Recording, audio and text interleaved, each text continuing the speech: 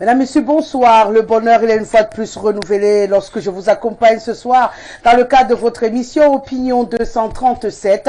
Une autre occasion de faire notre voyage à 3 arrêts majeurs. Le regard extérieur qui nous intéresse aujourd'hui au panafricanisme, ce courant idéologique qui est devenu un véritable symbole pour nombreux Africains. Aujourd'hui, on a envie de questionner la réalité ou le côté mythe de cette idéologie ce soir. On parlera également du Nozo avec un accent mis sur cette sortie du côté des États-Unis qui offre une protection spéciale aux Camerounais vivant en terre américaine, étant victimes des exactions enregistrées du côté du nord-ouest et du sud-ouest du Cameroun.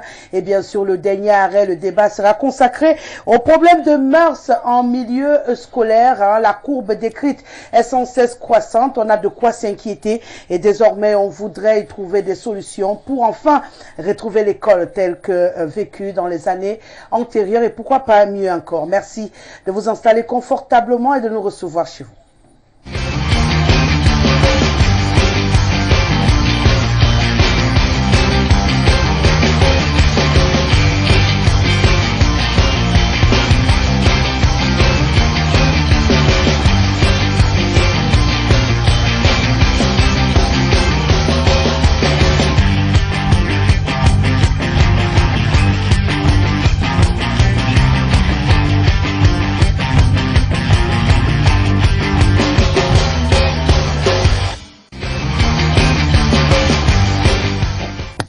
699 13 50 75, le code d'accès par lequel vous pouvez vous connecter à nous. N'hésitez pas à en faire bon usage tout au long de cette émission à toute fin utile au 237. C'est pour ceux qui sont hors de nos frontières. On rappelle également que notre plateforme Facebook Info TV Cameroun est là pour vous qui nous recevez à travers le monde via vos tablettes et autres téléphones Android. Une fois que c'est dit, je vais venir vous présenter ceux-là qui nous accompagnent ce soir. Ils sont 4. Comme à l'habitude, triés sur le volet pour répondre à nos préoccupations. Je vais commencer par ma droite. Il combine à la fois le côté historien, le côté enseignant et il est militant cadre du CAC. J'ai beaucoup de bonheur à la voir ce soir. Monsieur Hubert Mvolo est à notre compagnie. Bienvenue Hubert. Merci. Bonsoir Rosalie. Bonsoir à mes co-discutants que je vous laisse toujours le privilège de présenter. Bien après, c'est toujours un plaisir et un honneur pour moi d'être sur ce plateau très relevé pour apporter également ma contribution à l'édification de tous ceux qui nous écoutent. Merci une fois de plus d'être là. Juste à ma gauche, lui également, il est enseignant puisqu'il est enseignant de communication, il est anthropologue et j'ai à chaque fois beaucoup de plaisir à l'avoir sur mes plateaux. Le professeur Messanga Obama est avec nous ce soir. Bienvenue professeur. Merci Rosalie, bonsoir à tous les téléspectateurs. Et également sur ce plateau, Majesté Patrick Marius Ondondo. Bon, c'est vrai qu'un membre très influent du milieu éducatif camerounais, mais surtout la voix du Rassemblement démocratique du peuple camerounais ce soir. Bienvenue Majesté. Merci madame de m'inviter, c'est toujours avec beaucoup de plaisir que nous venons ici chez vous pour discuter des sujets d'actualité qui peuvent éclairer, n'est-ce pas, les Camerounais, parce que on en a besoin. Ouais. Et pour compléter ce plateau, la voix du Social Democratic Front ce soir sera portée par Dieudonné Chi. Il faut rappeler qu'on est en train de braver radicalement les intempéries pour être avec eux ce soir et ils pourront le comprendre également à la maison, la passion et l'amour que nous avons pour répondre à leurs préoccupations. Bienvenue Monsieur Chi. Ça n'a pas été facile. Hein? Thank you very much, madam. Good evening to my co-panelists. Good evening to televiewers. Good evening to the great family of the SDF. Like you mentioned, it has not been easy this evening, but it's not surprising in a way because in the SDF we are in a front, and in a front it's either it's raining or it is shining. So we thank God for this opportunity to share with the people today. I only hope that we will be speaking the truth and let the way forward come as far as all what we have to talk today is concerned. D'accord. Une fois que c'est dit, je vous suggère tout de suite que nous mettions le cap hors de nos frontières. On parle bien entendu du regard extérieur, on parle du panafricanisme.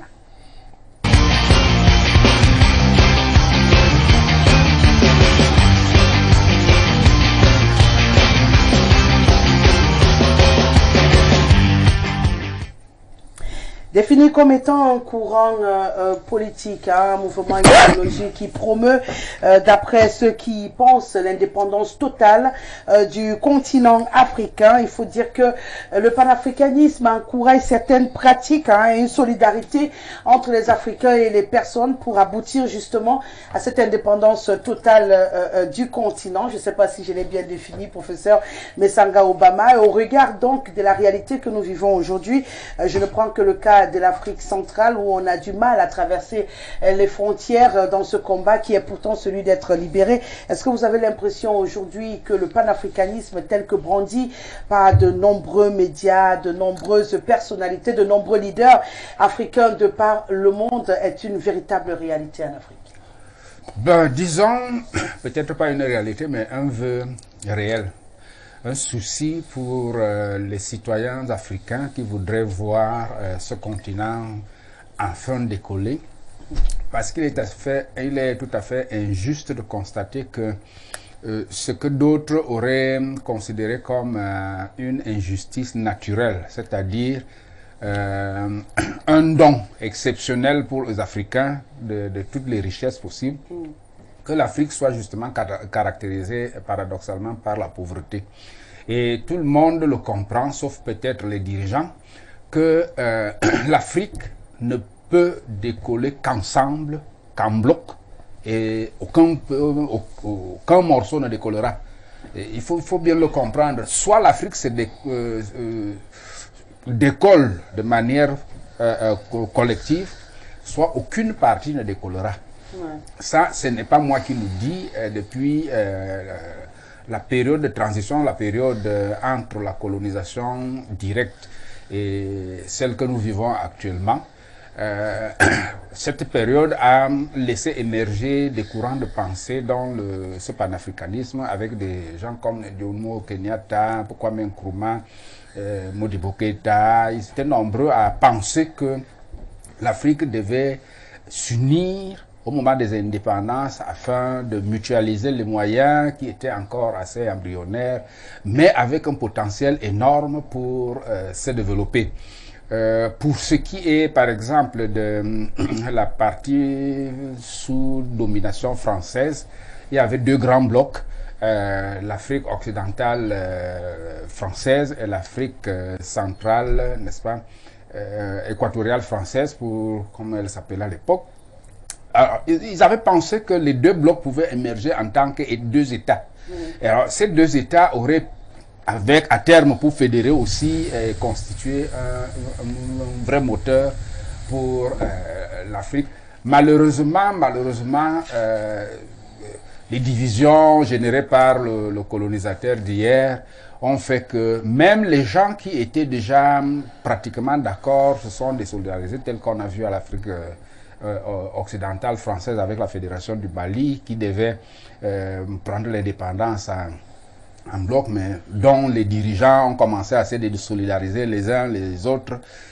Ceux qui ont joué ce grand rôle-là, je voudrais citer Félix Houphouët-Boigny, je voudrais citer Léopold Sédar Senghor, ont été présentés comme des sages. Tout le monde sait de quelle sagesse il s'agit.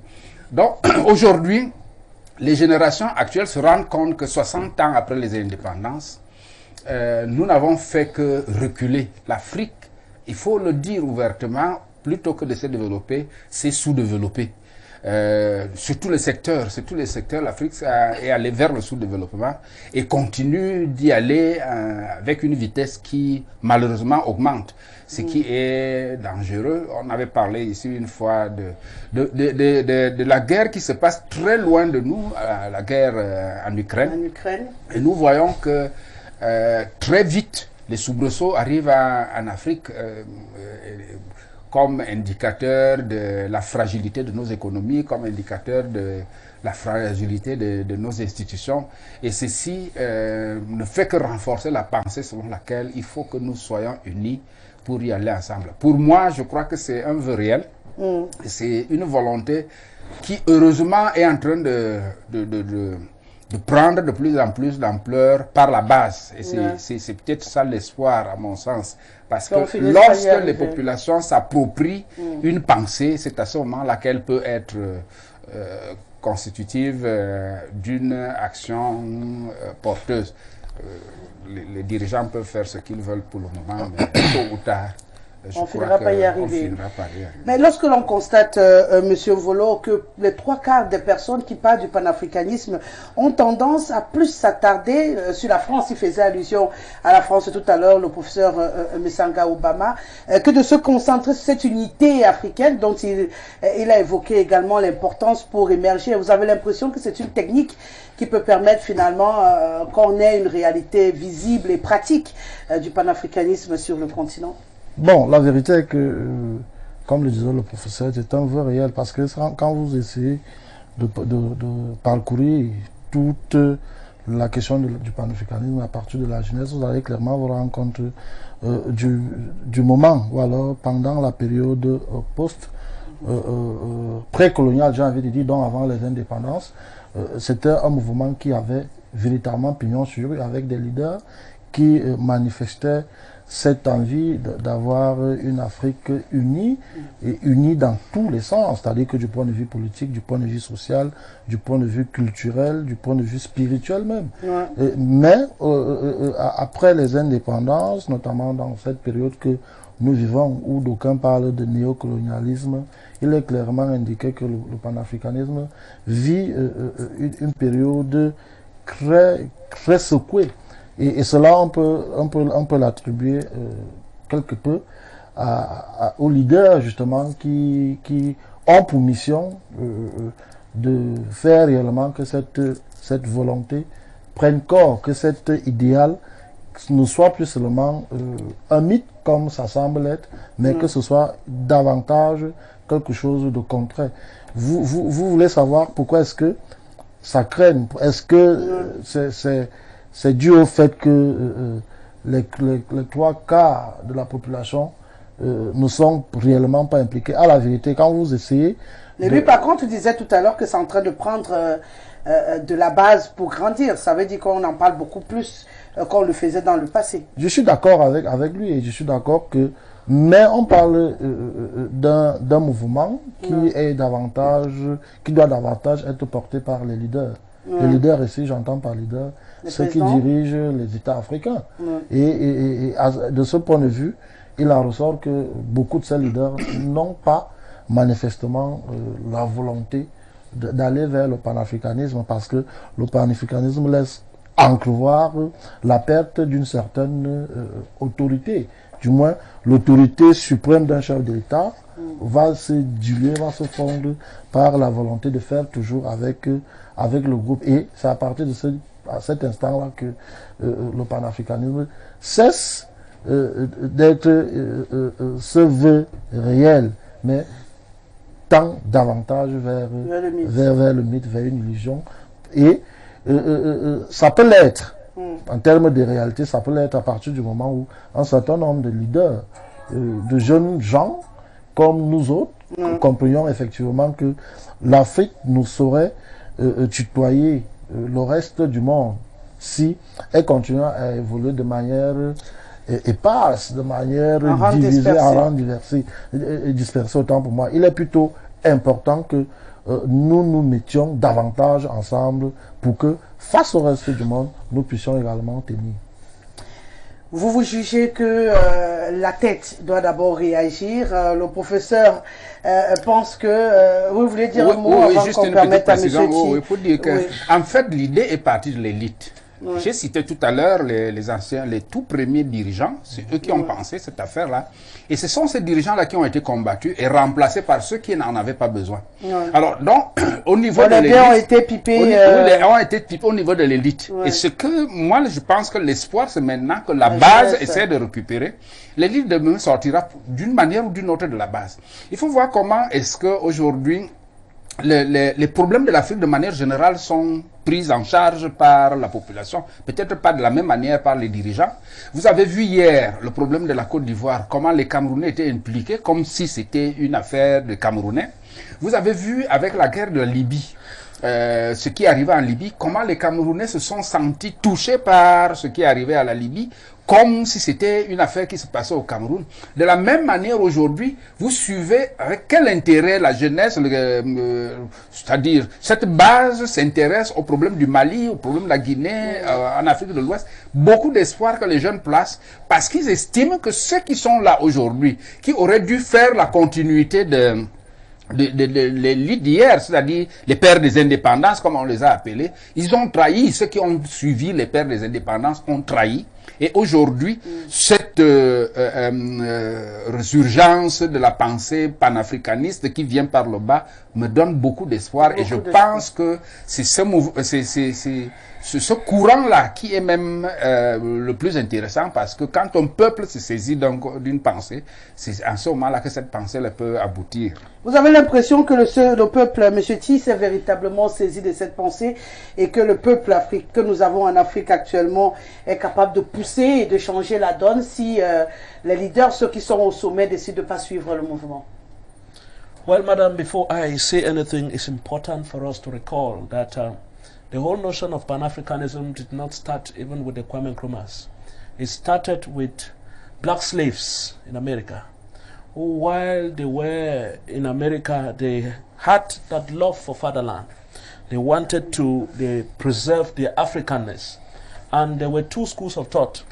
The schools of thought that were for the fact that even though they are out there, they should be together in such a way that they can secure some economic, political rights for themselves as Africans there.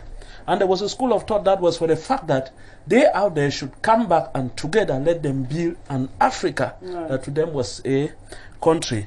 And in the global world in which we are today, I think those two schools of thought come together.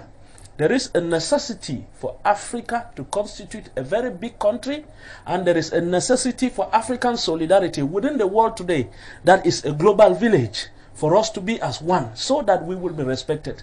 We have to respect ourselves so that others will respect us. You see, the whole notion of Pan-Africanism, like your topic is talking about, you say it's a myth or a reality. Pan-Africanism is a reality because it was taught, like I told you, by this the former slaves. Pan-Africanism is a reality.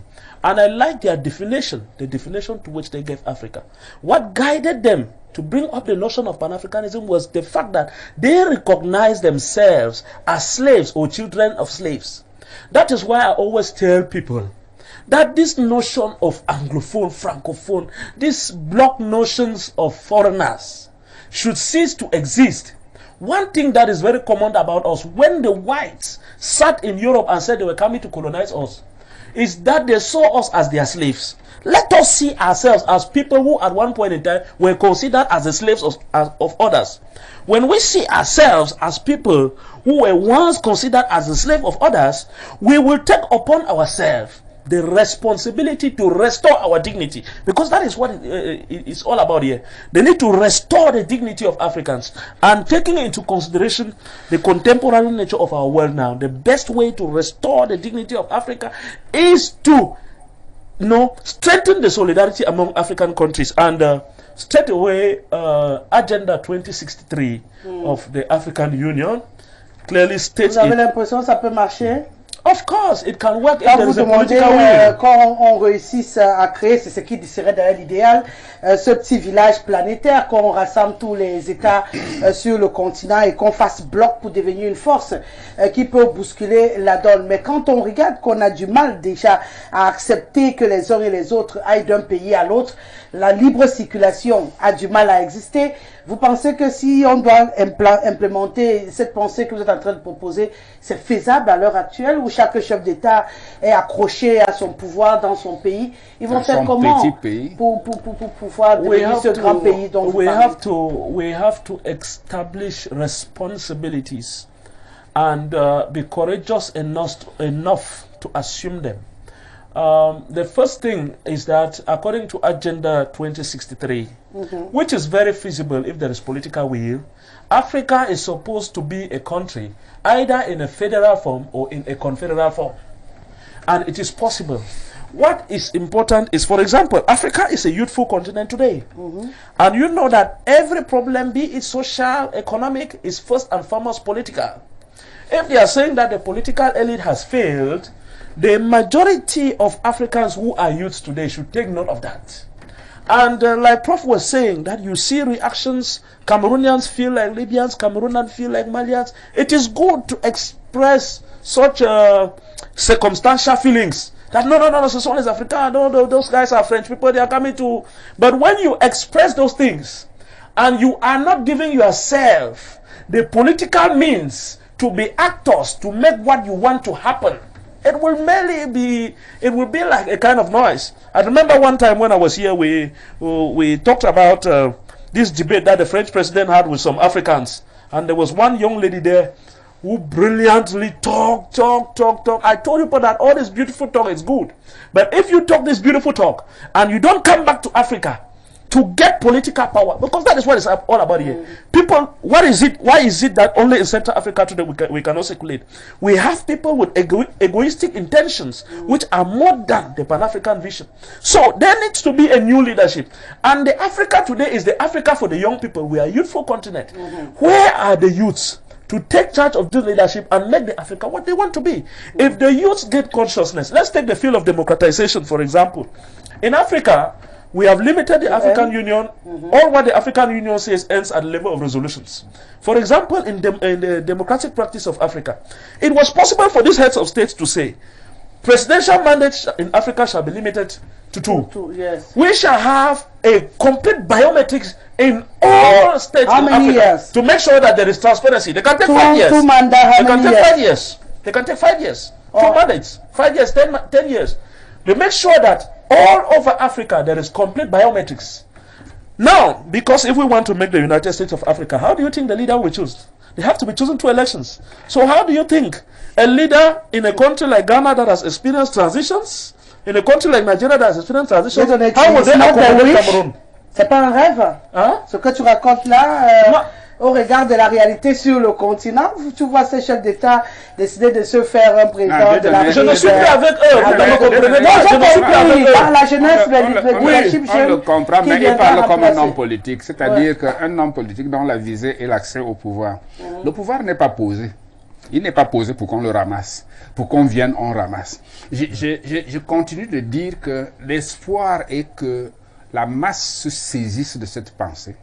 Ce qui fait que, quel que soit le cas, parce que dans la situation actuelle, les couloirs du pouvoir sont tels que les gens qui vont y entrer sont formatés longtemps en amont pour que le même système se reproduise éternellement.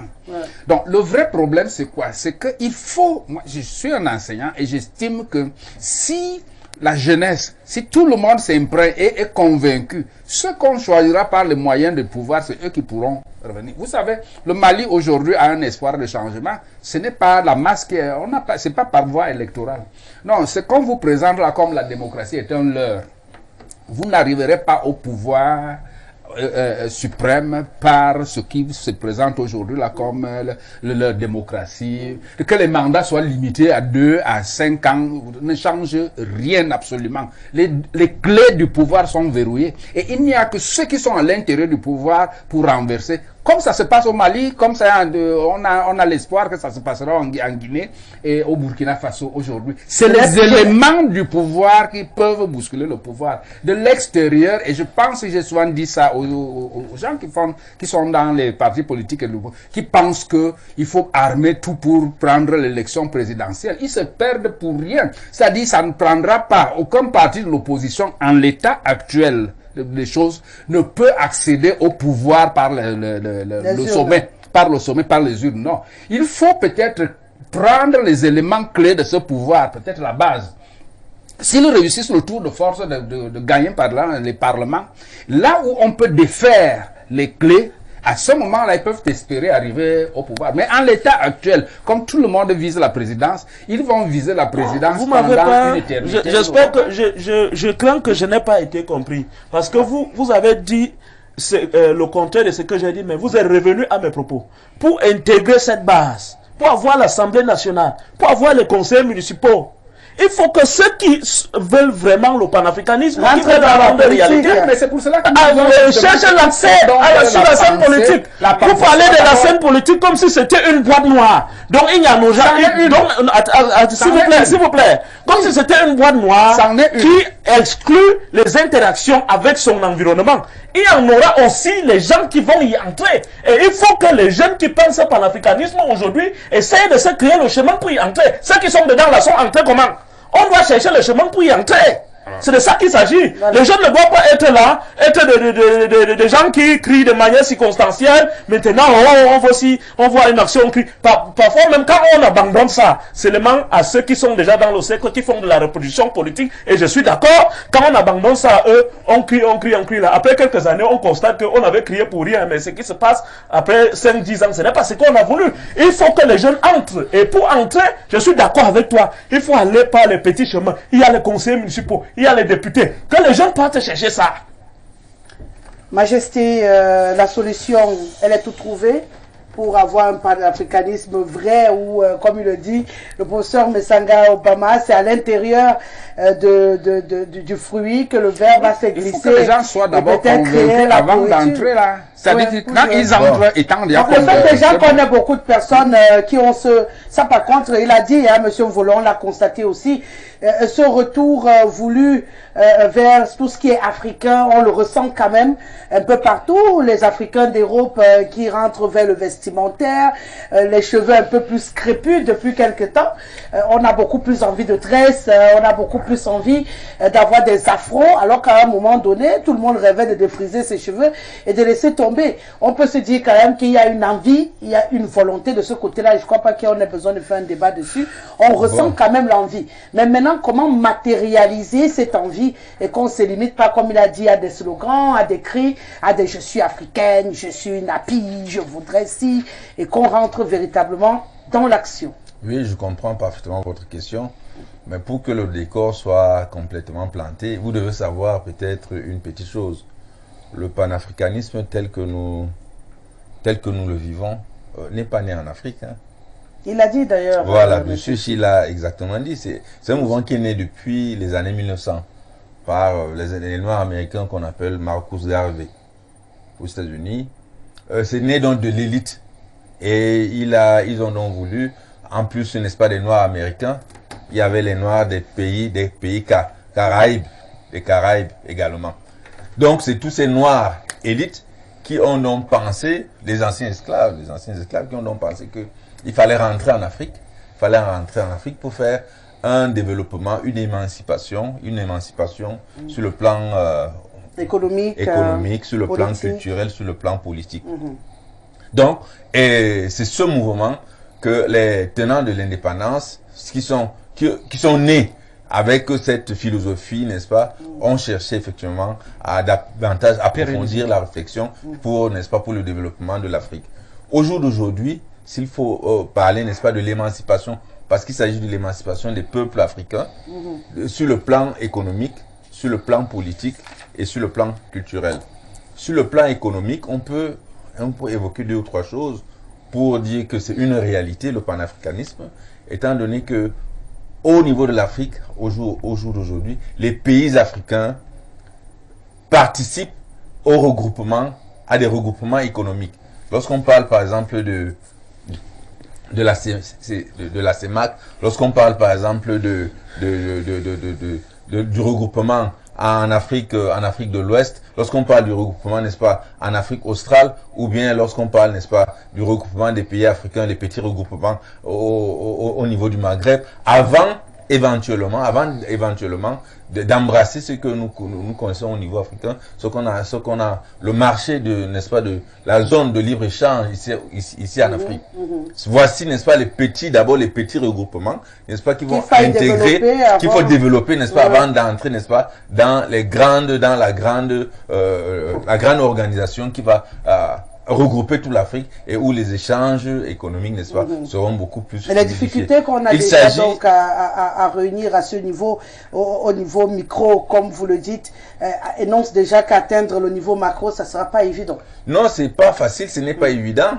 Vous savez, lorsqu'on parle aujourd'hui de l'Union européenne, ils ont eu une certaine histoire. Ils se sont beaucoup...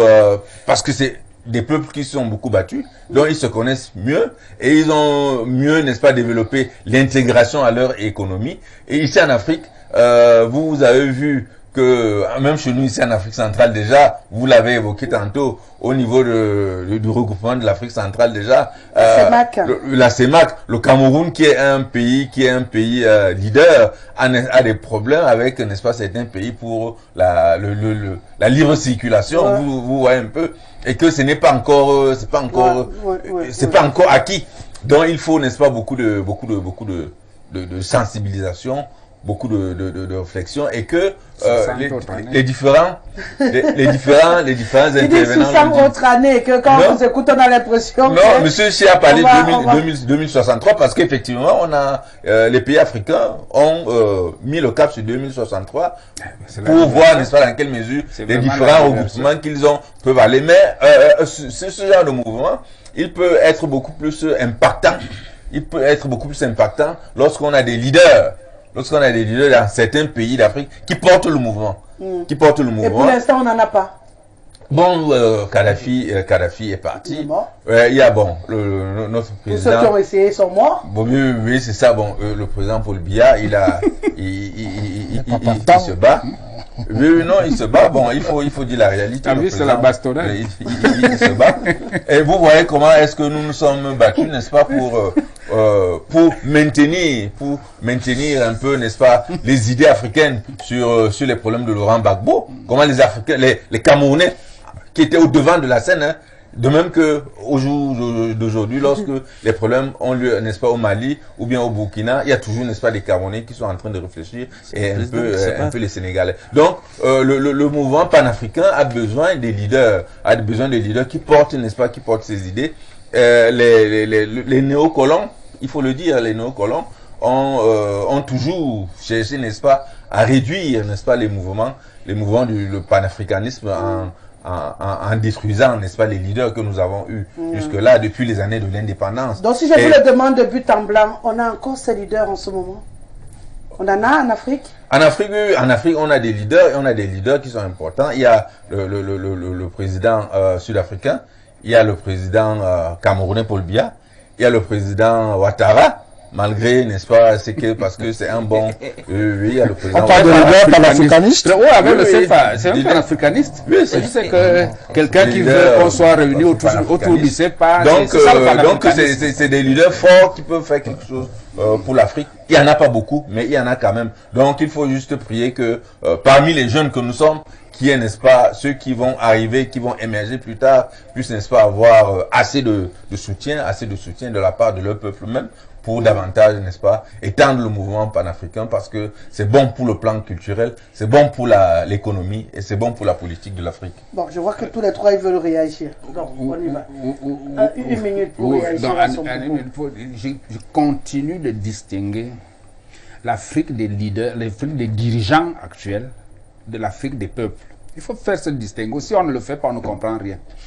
Le distinguo de l'Afrique des dirigeants actuels, c'est celle de l'UA, de l'Union africaine, c'est celle des regroupements dont parle Sa Majesté, des regroupements qui existent depuis des décennies, et les flux entre Africains sont les plus réduits dans le monde entier, c'est-à-dire c'est le continent où les gens communiquent le moins entre eux, c'est-à-dire les zones du monde où les gens communiquent le moins.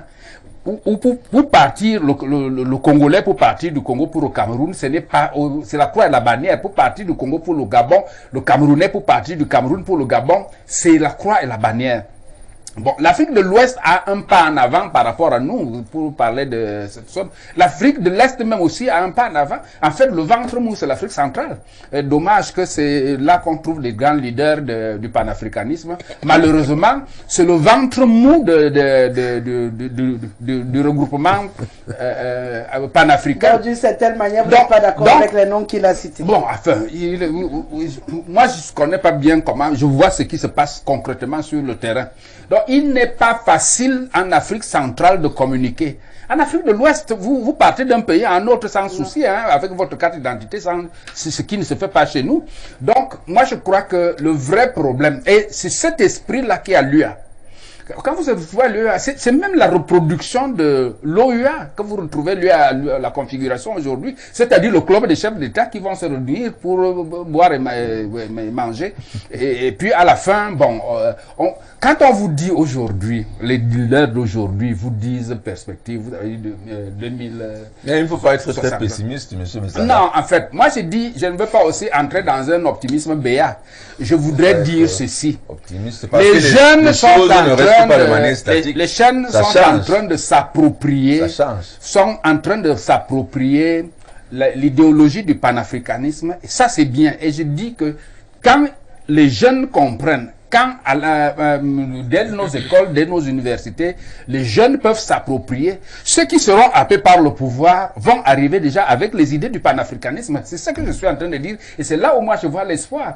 Mais le leadership actuel a failli. Et je dis, il a trahi, ce n'est même pas une faute. Le leadership actuel de l'Afrique a trahi l'Afrique en matière de... Non, parler comme ça parce que... Non, je parle, j'assume ce que j'ai dit. J'ai déjà parlé et vous ne pouvez pas dire que je ne peux pas parler puisque j'ai déjà parlé.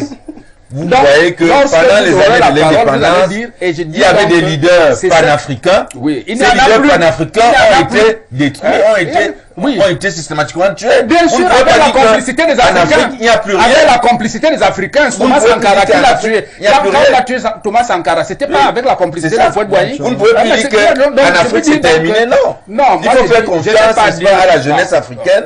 Il faut faire confiance. Ça, c'est des discours de chapelle. C'est pas des discours de chapelle. Il faut faire confiance à la jeunesse africaine. J'ai espoir à la jeunesse. D'ailleurs, je vous révéler. Non, je n'aime pas les révélations. Je n'aime pas les révélations. Oui, parce que vous êtes ignorant. Oui, mais si vous n'étiez pas ignorant, vous devez comprendre que lorsque Gbagbo ne sont pas ignorants en prison. C'est les pédants croient qu'ils ne sont pas ignorants. Lorsque Gbagbo poussait en prison, oui. Vous savez que presque beaucoup de chefs d'État ont refusé de leur prendre au téléphone. Sauf le président Paul Biya. Mais où est le problème? Ça va sortir de prison. Ça va sortir de prison. Non, parce que voici les comportements. Ce n'est pas ça le problème du panafricanisme. C'est le comportement d'un leader africain. Oh, monsieur le savant, ce n'est pas ça qu'on appelle le comportement. Ce n'est pas ça le panafricanisme.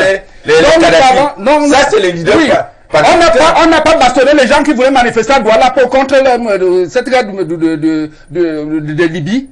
Vous parlez de quoi? Vous parlez de quoi? On a tué Kadhafi. Non, en Libye, non? Non, attends. Est-ce que ce sont les Camerounais qui ont tué Kadhafi? Laissez ce que vous voulez faire là. Kadhafi. On parle, le panafricanisme, c'est de permettre que le Congolais entre au Cameroun sans tracasserie. Que le Gabonais entre au Congo sans tracasserie. Que le Camerounais puisse aller en Guinée équatoriale sans... Ce n'est pas le coup de fil à des chefs de l'État. Ce n'est pas ça le panafricanisme. Le panafricanisme, c'est pas déjà ça. Ce n'est pas déjà ça. Et malheureusement, c'est ça le savoir que vous voulez faire. Vous avez raison de dire que je n'aime pas les révélations. Pour effectivement parler pour le bien de toute l'Afrique. C'est de ça qu'il est question. D'accord. Mais alors, c'est un coup d'État. Il y a des intégrations. C'est un coup de fil qui est intégrations. Je l'ai dit tout à l'heure, les intégrations vont se faire par les regroupements économiques. Ça va se faire petit à petit. Mais Paris ne s'est pas construit en un jour. Petit à petit, ça va se faire. Pendant ce temps, tout le reste il faut faire confiance à la jeunesse africaine. Et vous dites petit à petit. Vous ne pouvez pas venir dire que non. Les jeunes ne peuvent plus rien faire. C'est pas possible. Mais personne n'a dit que les jeunes ne peuvent rien faire, à moins que vous ne compreniez pas ce que vous voulez dire. Le panafricanisme promeut l'indépendance totale de l'Afrique. Avec en fond de toile une solidarité réelle entre Africains. Et donc, si on va sur cette base, il en ressort clairement que on en est de plus en plus loin. On le dit, quand on parle d'indépendance totale, c'est une indépendance qui se veut être politique. Du point de vue politique, vous connaissez tous les tas et les avatars que le continent africain connaît depuis quelque temps. On est arrivé au niveau où il y a des chefs d'État à partir de Paris qui donnent les ordres aux autres chefs d'État en Afrique pour libérer ainsi ou en ça. On a des chefs d'État qui viennent installer, vous l'avez vu, notamment du côté du Tchad. On a des chefs d'État qui estiment que le franc CFA, à la vérité, qui n'est que un prolongement de la colonisation, est un bien pour l'Afrique. Vous savez, et me souviens c'est les que grands leaders du panafricanisme. tous ceux qui disent ça sont justement les leaders que j'ai indexés, sans les citer, mais vous pouvez rapidement vous retrouver dans tout ce que je dis là. Vous savez également que la question de la solidarité, quand Kadhafi était en proie aux victimes, aux attaques, à la violence de l'OTAN en Libye, vous n'avez pas réellement entendu. Même des fuites d'informations indiquaient que beaucoup de nos chefs d'État se sont indignés. Encore que certains se sont mis du côté de l'OTAN. Hein. Ceux qui ont pris position très rapidement le lendemain se sont retractés. Et Kadhafi, qui était l'un justement des leaders, des fervents leaders, suffisamment engagés, mettant à la fois énergie, intelligence et financement de toutes sortes, en est mort. Personne ne s'est indigné, notamment en termes de leader.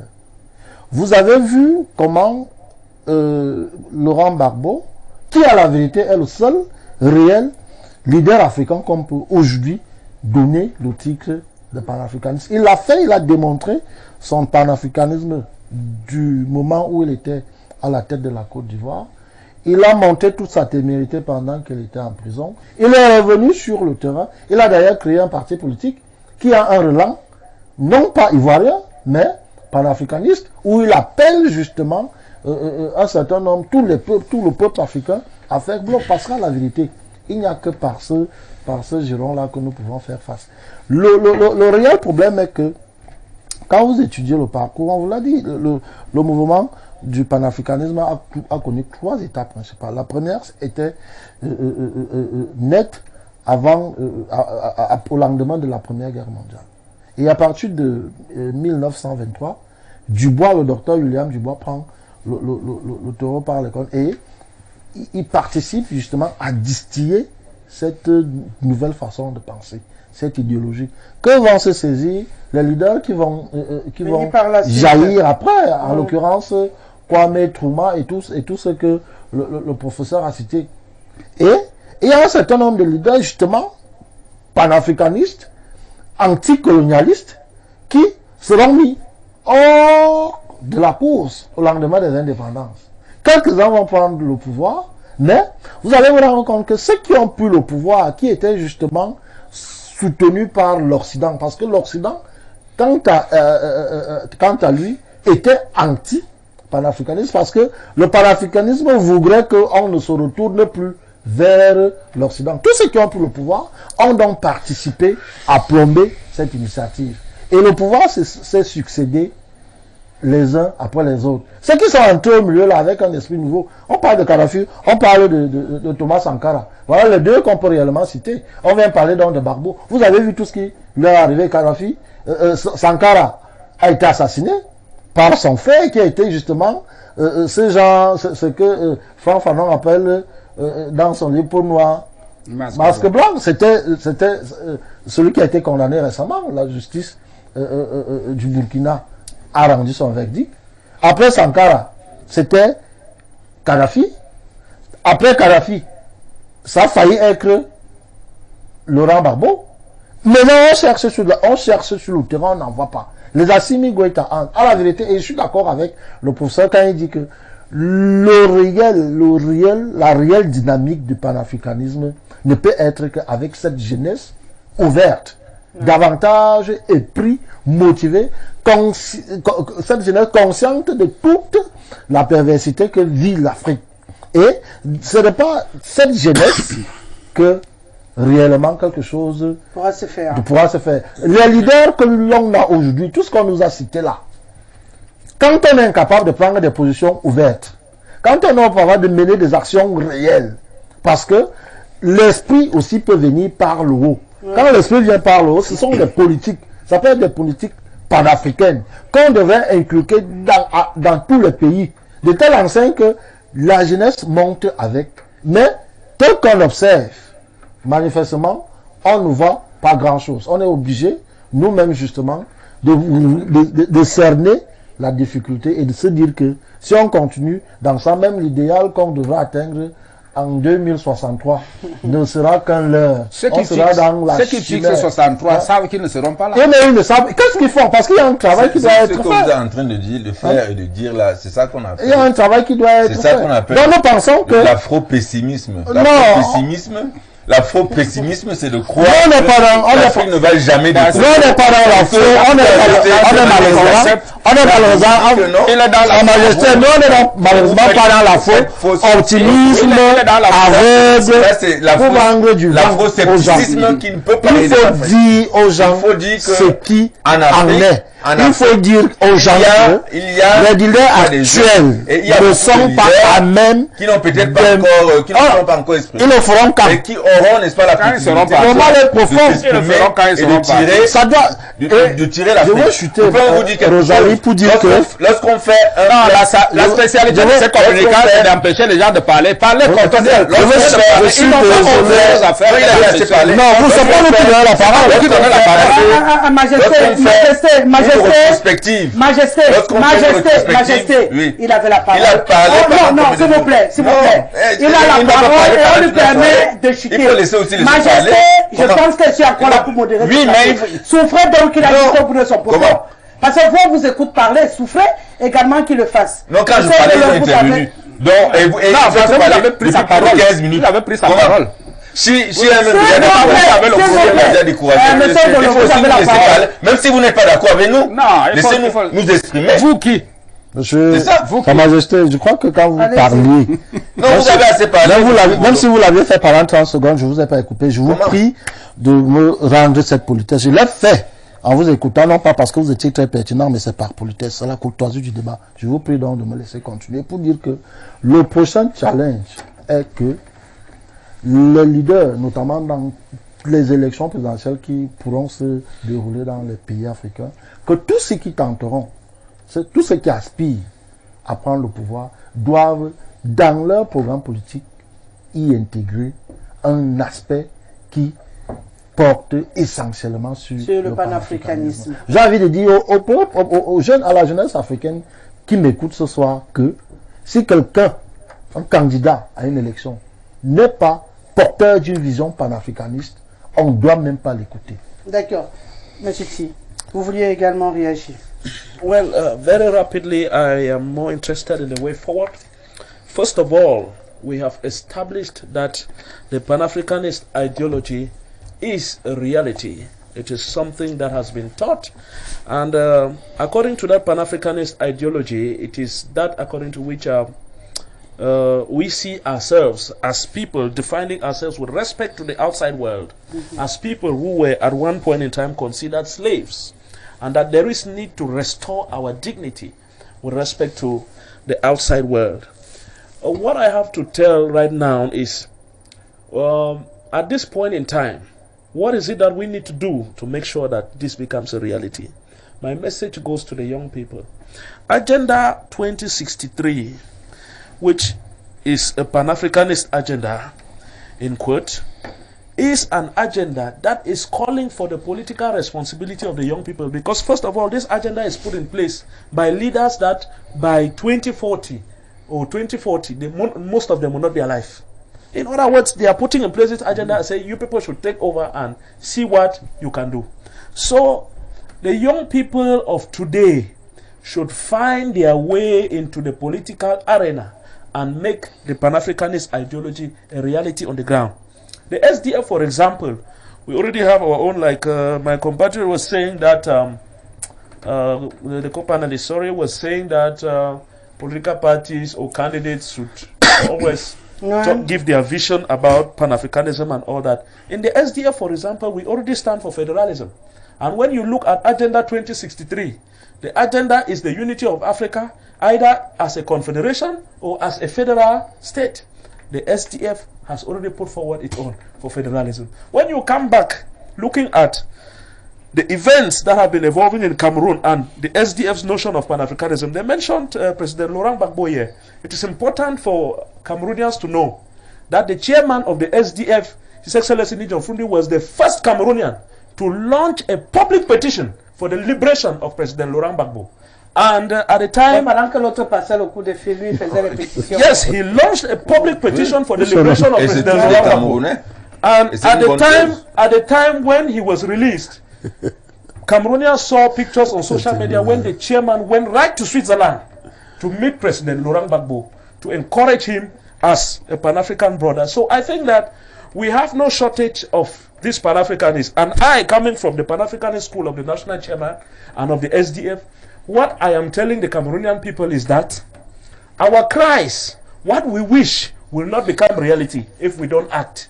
And for us to make this thing a reality, we need to go into the political machinery and create a place for ourselves. It is possible. This is what we should be telling African youths today. It is very possible to have access to power. Can we be there? Let us go. For example, in Cameroon, a country with 15 million voters, at least 15 million voters, you find 3.something million voting. It is not said. And the majority of these voters are young people. I want to tell Madam, if we have to establish also the failure of Pan-Africanism today, we will also be talking about the failure of our youth. Because those that started this Pan-Africanist ideology were youths. The leaders that took over Africa, those that were Pan-Africanists, when they took over, like Kwame Nkrumah, they took over in their youth. Today, what are the youth of today doing? We cannot just shout like this. Let us go for power. Go and get it and do what the others fail to do. We have Pan-Africanists that inspire us. The chairman inspires me, for example, and many others inspire me. But I will not talk like this and end here. We need to look for means into the political arena and be those that take decisions. D'accord, c'est peut-être ces exemples-là qui doivent les motiver, qui sont en train de chercher aussi. Bonsoir et désolé pour le dérangement. Moi, c'est Kabeyene Emane, Jean Arsène. Concernant votre débat, le panafricanisme est un mythe que nous voulons introduire dans nos cerveaux en Afrique. Nous avons un problème de leadership dont je ne vois aucun chef d'État africain accepter d'être dirigé par un autre. La preuve en est que la libre circulation entre pays africains est interdite et ça fait vraiment mal. Comment les Européens ne vont pas nous insulter? Merci. Je vais en prendre seulement deux, hein, vraiment. Oui, j'ai compris. Merci d'avoir envoyé. On vous salue, professeur. Merci. C'est depuis votre ancien collègue, le professeur. Bon, bonsoir à mon ancien collègue, le professeur Messanga Obama. Je suis en retraite à Douala, en Godi Bakoko. Bon, la seule chose qu'il a oublié, c'était de signer avec son nom pour permettre que vous vous rappeliez de votre ancien collègue aussi. J'en ai beaucoup. Voilà, donc du coup, c'est compliqué. Bonsoir et grand respect sur le plateau. Le panafricanisme, moi, je dis que c'est un mythe et pour qu'elle soit une réalité, nous, les Africains, on aura toujours besoin des colons, de nos partenaires, qu'on le veuille ou non. C'est Achilémé depuis Fin Goudron au stade SICAM. Merci. Bonsoir, madame. L'Afrique porte en elle les germes de sa propre destruction. Les élites sont des couacs. Personne ne veut oser. Chacun défend son pouvoir. Nos présidents marchent en rang dispersé. L'élite malienne se bat. Où sont les autres? Bon, ça nous vient du Cameroun. Je dirais que c'était les Maliens justement qui étaient en marche. Hein. J'ai dit je prends 2, maxi 3. On prend une transition et on va s'intéresser à présent au gros plan.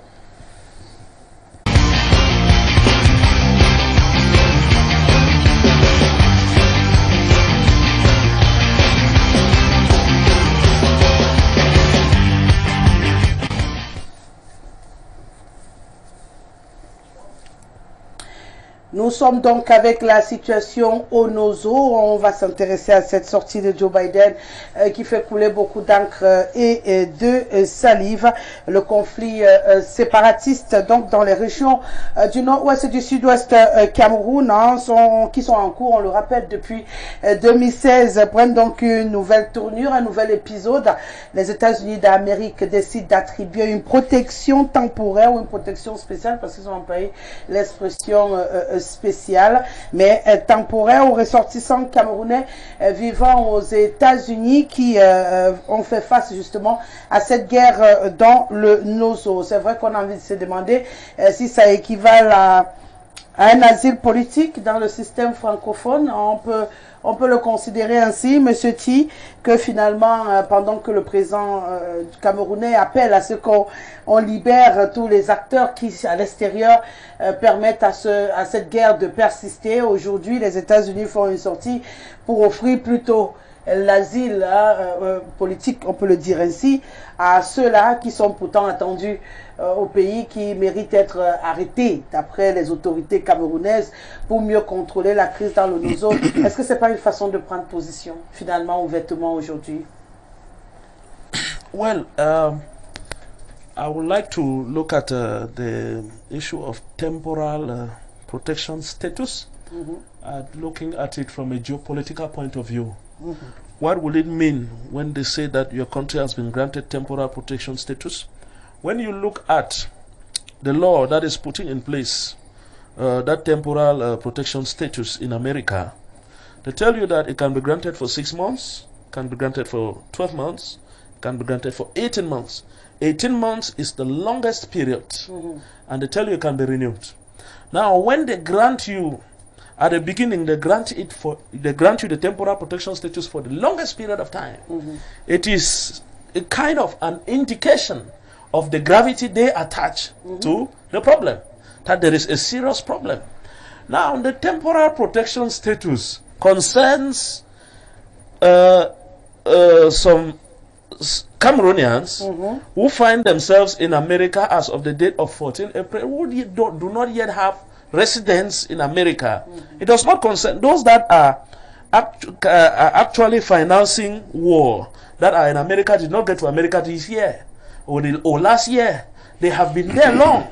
Now, the problem now is, you know, during war, people have different benefits. Some people will benefit from the war to have temporal protection status, and later on, even when the temporal protection status would have been relaxed, because it's not forever, it's 18 months, renewable, maybe once. If it is not renewed, if it is brought to an end, you may not see some of them again. So, what is important now is, now that the temporal protection status has been given to those that will benefit it, what is it that is to be done to make sure that at the end of this temporal protection status, because by its name, when they say they are protecting you temporarily, it means that you need to go back. Oui, bien sûr. So, where are you going back to? What is wrong where you came from? What is America's view? What is America thinking? What is America's strategy to make sure that normalcy comes back to where you came from before finding yourself in America? That is why I said there is a geostrategic aspect. What will happen between now that this temporal protection status has been given and in 18 months' time? It is very pregnant. And the national chairman of the SDF on Press R on Sunday, he said it, that it is time that people who have been committing war crimes answer for their crimes. The repatriation of those that are out there making safe havens, because one of the conditions to benefit from temporal protection status is that you should not pose any threat to the security of America. You should not pose any threat to the security of America. La mesure qu'ils ont pour vérifier ça, c'est laquelle? No, they have a lot of technology to do that.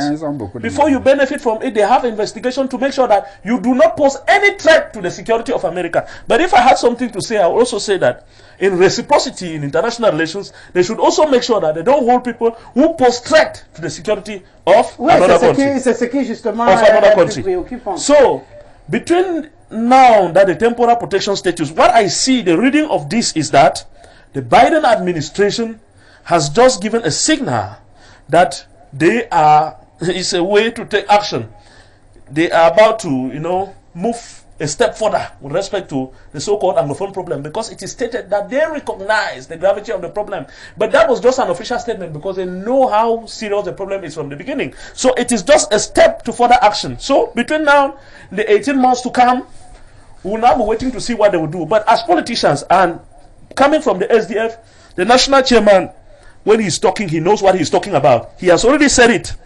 And hoping that within this period of time, those that are financing war should be brought back to Cameroon to face the law. or should face the law with should face the law within the Il a lu framework of ça dans un international boule de cristal. should face the law within the framework of international conventions, and that will not exclude those that are in Cameroon that are also sponsoring this war, because there are people that are here in Cameroon that they are also sponsoring this war. So everybody who has hands in crimes against humanity and all that, they have to be brought to book within this 18 months period. I think so. And then a call for national reconciliation. We too on the part of Toujours dans l'action là. huh? Toujours dans l'action de Joe Biden là. It's like you don't follow me, madam. I have said this. Non, j'ai compris. The action of the step that America has taken is announcing Non, that j'ai compris. within j'ai 18 compris. months C'est pour ça que je they suis en train intend de to vous do demander things. qu'au bout donc de cette protection temporaire, vous avez déjà visualisé ce qui va se faire après. Je vous demande donc si vous avez lu cela dans une boule de cristal pour vous dire qu'en donnant la protection temporaire, les États-Unis sont déjà en train de prévoir ce que vous annoncez par la suite. Non, j'ai dit que quand on donne ce statut, ça veut dire que les États-Unis prévoient quelque chose. Oui, je n'ai justement, pas dit la ce suite, qu'eux vous êtes en prévoient. train de Je spéculer n'ai pas dit dessus. ce qu'eux prévoient, je ne spécule pas. Oui. Je n'ai pas dit ce qu'eux prévoient. J'ai donc relancé en donnant la ligne que le président national de mon parti donne. Oui, ça on Il a a donné compris. ça sur Presse A. Il a dit il faut que ceux qui financent le terrorisme répondent de leurs actes. Ceux qui financent la guerre, les crimes contre l'humanité, Pendant cette période répondent de leurs actes. après, il y a On quelque chose suppose, qui va se passer. je suppose donc que Oui. l'Amérique qui a donné ce statut de protection temporelle Oui. prend ça en compte. Et que aussi, au niveau du Cameroun, les acteurs politiques doivent aussi travailler sur la réconciliation nationale. C'est ce que dit le chairman. Nous devons réconcilier ces pays et voir comment on peut aller ensemble. Au moins, avant la fin de cette période, il faut qu'on arrive à résoudre tous ces problèmes-là. Donc justement, c'est ce timing qui me fait réagir. Donc, si on comprend très bien, hein, les États-Unis qui se sont, d'après vous, à travers cette action mêlée du problème de la résolution de la crise dans le Nozo, donnent là le temps qu'il faut, c'est-à-dire le temps de la protection temporaire, c'est le temps qu'il faut pour que le Cameroun résolve définitivement le problème du Nozo, comme pour dire sinon. Non, vous n'allez pas faire dire... C'est pourquoi j'ai posé la question tout à l'heure. C'est pour dire que sinon, si au bout de cette période-là, rien n'est fait, on peut s'attendre à quelque chose. Non, c'est une tempête dans un verre d'eau. Vous n'allez pas faire dire certaines choses qu'un pays comme les États-Unis, avec qui le Cameroun a de bonnes relations, agite une sorte de chicotte pour nous chicoter. C'est vrai que c'est un grand pays, mais je crois que ce n'est pas ça. Et le comportement, ou du moins la déclaration du secrétaire d'État à l'intérieur de l'État américain vient en droite ligne, il faut le dire, hein, vient en droite ligne, n'est-ce pas, de la Convention de Genève. La Convention de Genève qui permet à un pays, n'est-ce pas, de protéger les civils ou même ceux qui sont blessés pendant, n'est-ce pas, les conflits. Alors, la particularité ici, c'est que les États-Unis, ils ont dit clairement dans cette déclaration que il s'agit ici, n'est-ce pas, de ceux qui ont peut-être souffert, que ce soit les L'exaction de Boko Haram. Oui, les Boko Haram, que ce soit les séparatistes, ou bien même, de la guerre au Nozo. Oui, de la guerre au Nozo. Oui, de la guerre au Nozo. C'est-à-dire que, quels que soient, n'est-ce pas, ceux qui sont là, pourvu que cette protection temporaire puisse être... Bon, est-ce que, maintenant, en donnant cette possibilité, parce que ça fait partie, n'est-ce pas, et qui sont aux États-Unis à la date du 14 avril, qui sont déjà. Oui, qui sont déjà aux États-Unis à la date du 14 avril 2022. Oui. Alors, est-ce que c'est vrai qu'il y aura réconciliation, naturellement. Maintenant, est-ce que les crimes, on va passer par perte et profit, les crimes et barbaries qui ont été commis, je crois que jusqu'au 14 avril, ceux qui sont déjà là-bas, qui ont pu, n'est-ce pas, se retrouver là-bas, bon, on ne peut pas passer par perte et profit, n'est-ce pas, les crimes et la barbarie qui a eu lieu, et ceux qui financent également le terrorisme.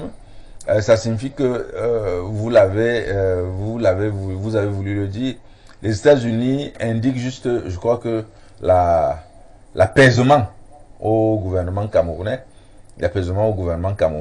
dans les Parce années que le gouvernement camerounais faisait d'abord quoi?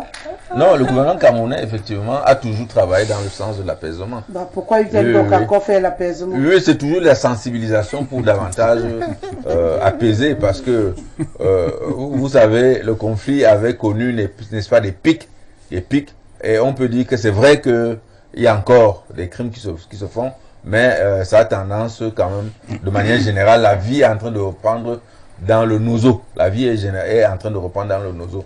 Donc comme la vie est en train de reprendre, je crois que ça va finir par être à 100%, même si au jour d'aujourd'hui ça peut être à 85% ou 80%, ça peut être à 100%, et il faut davantage, n'est-ce pas, calmer les esprits, parce que nous l'avons dit, c'est pas la dissuasion, pas la négociation et pas la persuasion que nous pouvons avoir, n'est-ce pas, la paix dans le nozo. C'est ça. Donc si je comprends bien, professeur, on a demandé, s'il vous plaît, tous ces gens qui sont là-bas installés et qui parfois participent volontairement ou involontairement, donnez-nous leur nom, aidez-nous à mettre la main dessus. Et en retour, on offre une protection temporaire à ceux qui sont, puisqu'on a dit, qui sont déjà en date de 14. Ça veut dire que c'est ceux qui sont là-bas depuis. Donc les nouvelles personnes qui vont traverser ne sont pas concernées. Donc c'est justement ceux qui sont impliqués depuis. C'est pas de nouvelles personnes qui vont aujourd'hui, où nous sommes debout en train de parler partie. Donc ce sont des personnes qui depuis sont attendues et qu'on juge que ces personnes-là sont impliquées d'une manière comme d'une autre à ce mouvement qui est en train de se passer dans le nord-ouest et le sud-ouest.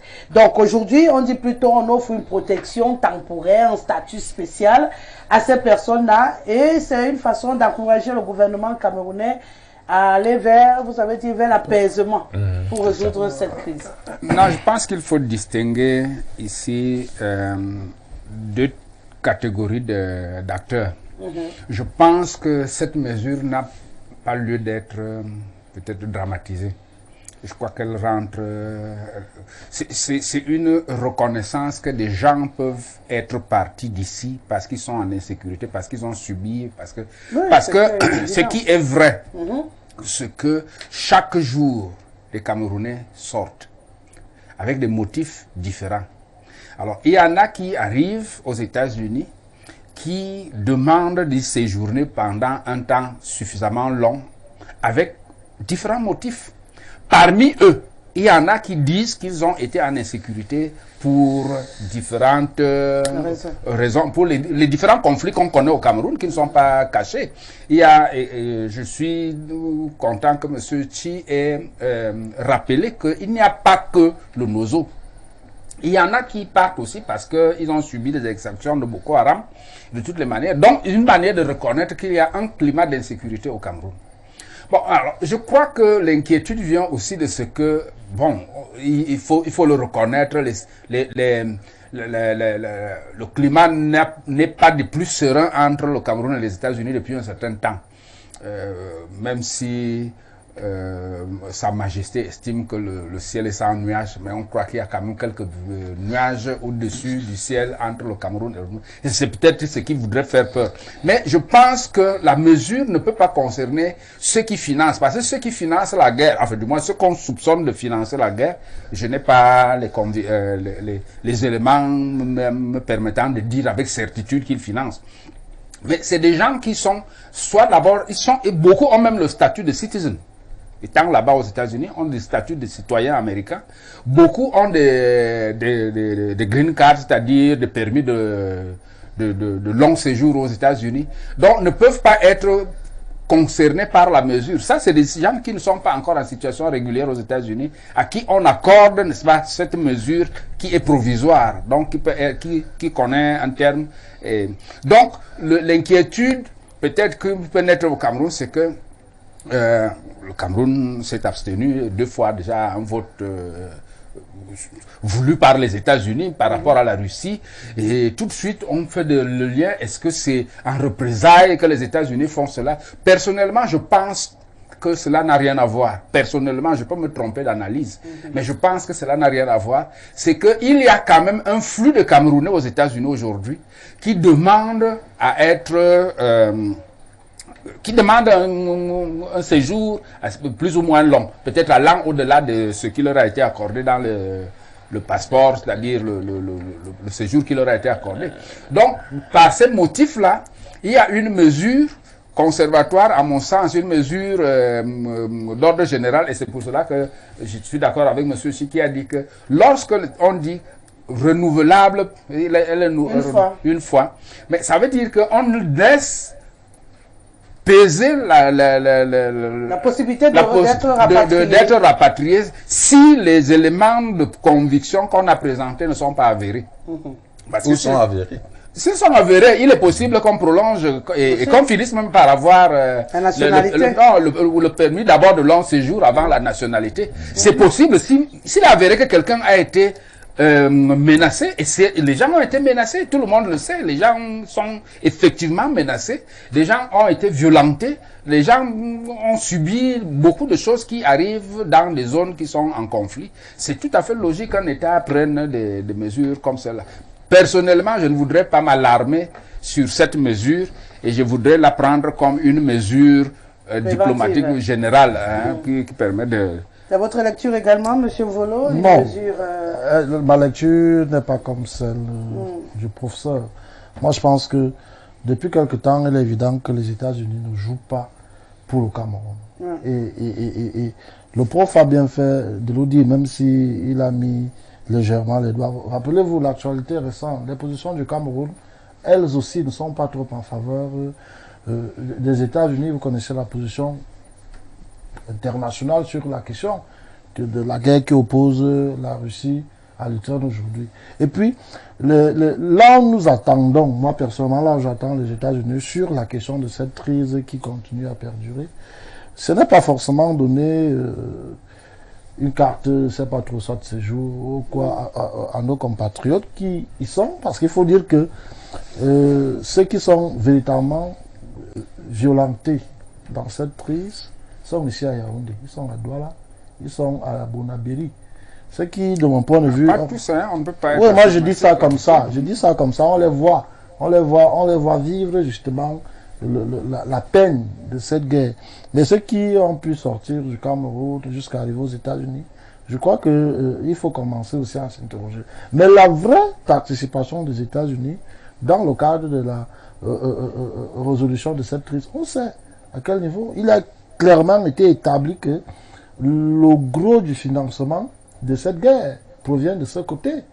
Et on a pendant longtemps tiré sur la diplomatie camerounaise qui, qu'on ne trouve pas assez vivace, en indiquant qu'elle devait réellement se mettre en branle avec la complicité, avec les accords qui existent entre le Cameroun et les États-Unis, pour qu'on puisse mettre la main. Jusqu'ici, je n'ai pas, à moins que Sa Majesté, qui est très proche du pouvoir, ait des informations qui indiquent qu'on a pu mettre, du moins geler les avoirs d'un certain nombre de nos compatriotes. C'est pas encore le cas. C'est pas dans le cas. Or, c'est là où nous attendons. Et il est clair que les États-Unis ont justement tous les moyens possibles, vous l'indiquiez tout à l'heure, justement pour pouvoir mettre la main sur ceux qui financent cette guerre. Je crois que c'est là où nous attendons réellement les États-Unis. Maintenant, accorder une certaine sécurité à nos compatriotes, on n'a rien contre cela, mais moi je crois que les États-Unis posent des actes du point de vue de sa politique internationale qui ne me rassure pas. Rappelez-vous qu'ils nous ont envoyé un ambassadeur, dit-on, homosexuel. Or, ils savent clairement que c'est une pratique qui est interdite par nos lois, mais ils ont envoyé quelqu'un qui est donc là, et il est reconnu comme étant quelqu'un qui a une vie que nous n'acceptons pas dans notre pays, mais ils l'ont envoyé. Et ils savaient que c'est une activité qui est pénalement punie. Ils l'ont fait.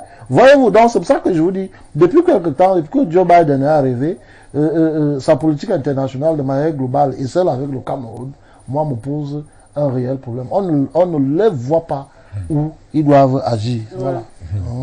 Disons que c'est pas à moi de... Les États-Unis, c'est une très grande puissance. Hein.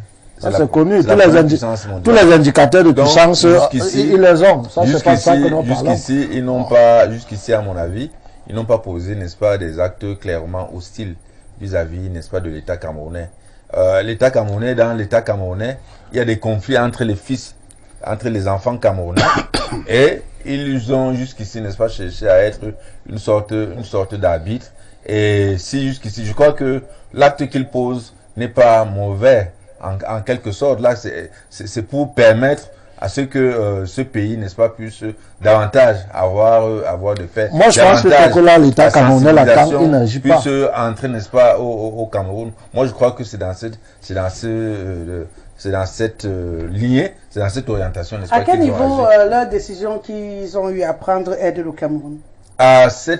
Au niveau où, c'est-à-dire que à partir du moment où au lieu de frapper peut-être sur certains individus pour tempérer les cœurs, on est, n'est-ce pas, obligé, n'est-ce pas, de tempérer en demandant, n'est-ce pas, à ce que tout le monde se calme, à ce que toutes les parties se calment, étant donné que la décision qu'ils ont eu à prendre ne concerne pas une seule partie des personnes, ça concerne l'ensemble des Camerounais qui sont dans le nozo, que ce soit ceux qui sont pour le gouvernement ou ceux qui sont, n'est-ce pas, contre le gouvernement. Et dans l'extrême nord, c'est la même chose. Je crois que c'est une attitude qui vise plutôt à apaiser et non à jeter l'huile dans le feu.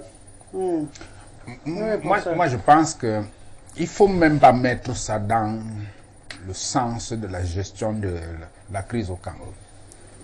Lorsque les Ukrainiens fuient l'Ukraine aujourd'hui et qu'ils entrent en Europe, quand on reçoit les Ukrainiens en Europe, c'est pour régler quel problème? Est-ce que c'est pour régler la guerre en Ukraine? Non, on reconnaît qu'il y a des gens qui sont dans une situation où ils ne peuvent plus rester dans leur pays. Et parce qu'ils ne peuvent plus rester dans leur pays, ils ont fui pour chercher asile. Je dis, là où... Le contexte est différent. Oui, non, il n'y a pas le contexte n'est pas différent. La différence est là, elle est évidente. Non, le principe est le même si le contexte est différent. Le principe est le même. Mais je pense que, moi, je ne voudrais pas faire l'amalgame entre ceux qui financent la guerre et qui sont des résidents aux États-Unis, qui ne sont pas concernés par la mesure. Je ne peux pas faire l'amalgame avec eux. Non, c'est pas l'amalgame, mais on dit qu'il y a des actions à mener. Oui, et que les actions les plus porteuses pour le Cameroun, dans le cadre de la résolution de la crise, sont celles-là. Ça, c'est un autre débat. Je suis d'accord, mais c'est un autre débat. C'est-à-dire qu'à tout moment, ça, c'est un autre débat. Je dis, si nous partons d'une mesure qui concerne les gens qui sont en quête d'un statut, ça ne concerne pas ceux qui financent la guerre. Et ça ne concerne même pas la raison. Et ça ne peut même pas être une pression. Ça ne peut pas être un problème de confort là-bas. Non, moi, en fait, on en parle, ceux qui financent la guerre, on en parle depuis des dates. Et l'État américain ne fait rien. Ça, c'est un autre débat. Et j'insiste, oui, mais je dis donc, ce débat à lui seul. Moi, personnellement, c'est là où j'entends les États-Unis. Oui, mais attendez. Demandez par la voie diplomatique le renvoi des gens ou bien la mise en accusation des gens qui financent la guerre. C'est une autre action. Ça, c'est une autre action. Oui, ça, c'est une autre action. Mais je dis, si nous parlons de ce cas-ci, on accorde à des gens qui demandent l'asile. C'est-à-dire qui sont dans un statut transitoire qui ne sont même pas encore fixés. On ne peut pas prendre ça comme une pression sur le pays pour résoudre le problème ou pour ne pas résoudre le problème. Non, c'est des gens qui pour le moment n'ont même pas encore de statut aux États-Unis. C'est des gens qui sont en quête d'une situation et on leur accorde de manière provisoire d'ailleurs un statut d'exilé, un statut d'asile. Moi je pense que en réalité, on ne peut pas mettre ça dans la logique de pression sur le gouvernement. Monsieur pourra nous aider. Ça vise à l'apaisement, monsieur Messanga, parce que on prend un cas d'école bien simple, quelqu'un qui est aux États-Unis. Depuis le 14 avril, il a eu à faire des gaffes ici, il a fait la barbarie ici, il a déjà la protection temporaire, même si elle est temporaire, du gouvernement américain. On a lancé des poursuites contre lui, on le gère comment?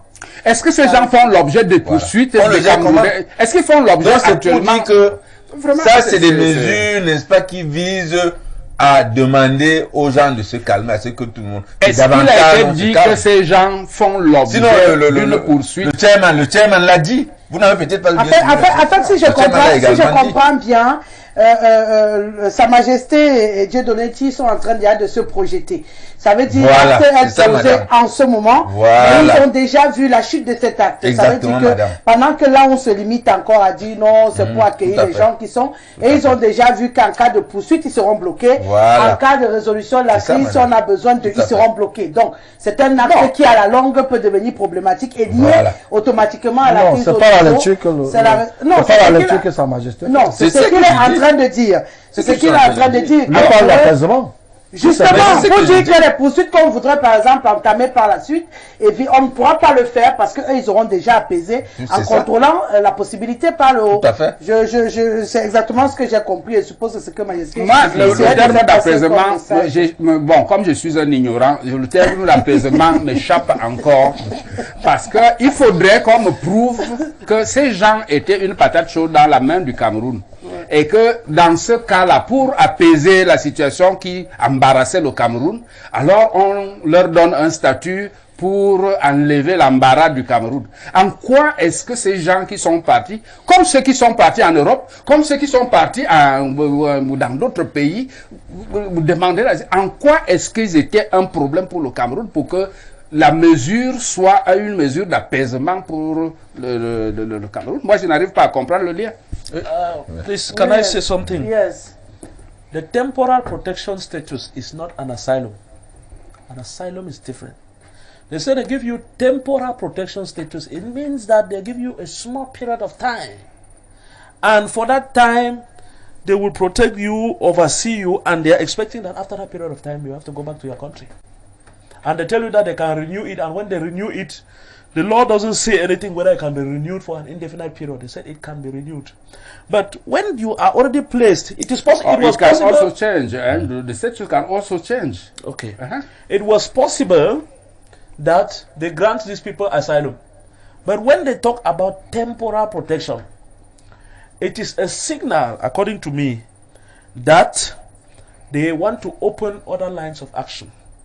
Oui, ça on l'a compris. Yes. Vous êtes en droite ligne avec la résolution de la crise dans le Nosso. C'est là où le professeur n'est pas d'accord avec vous parce que pour lui, c'est une action qui doit être séparée. Ils sont en train d'envoyer un message fort à la classe politique camerounaise que d'ici 18 mois, cette guerre que nous reconnaissons là, il faut que les mesures soient prises pour qu'elle s'arrête.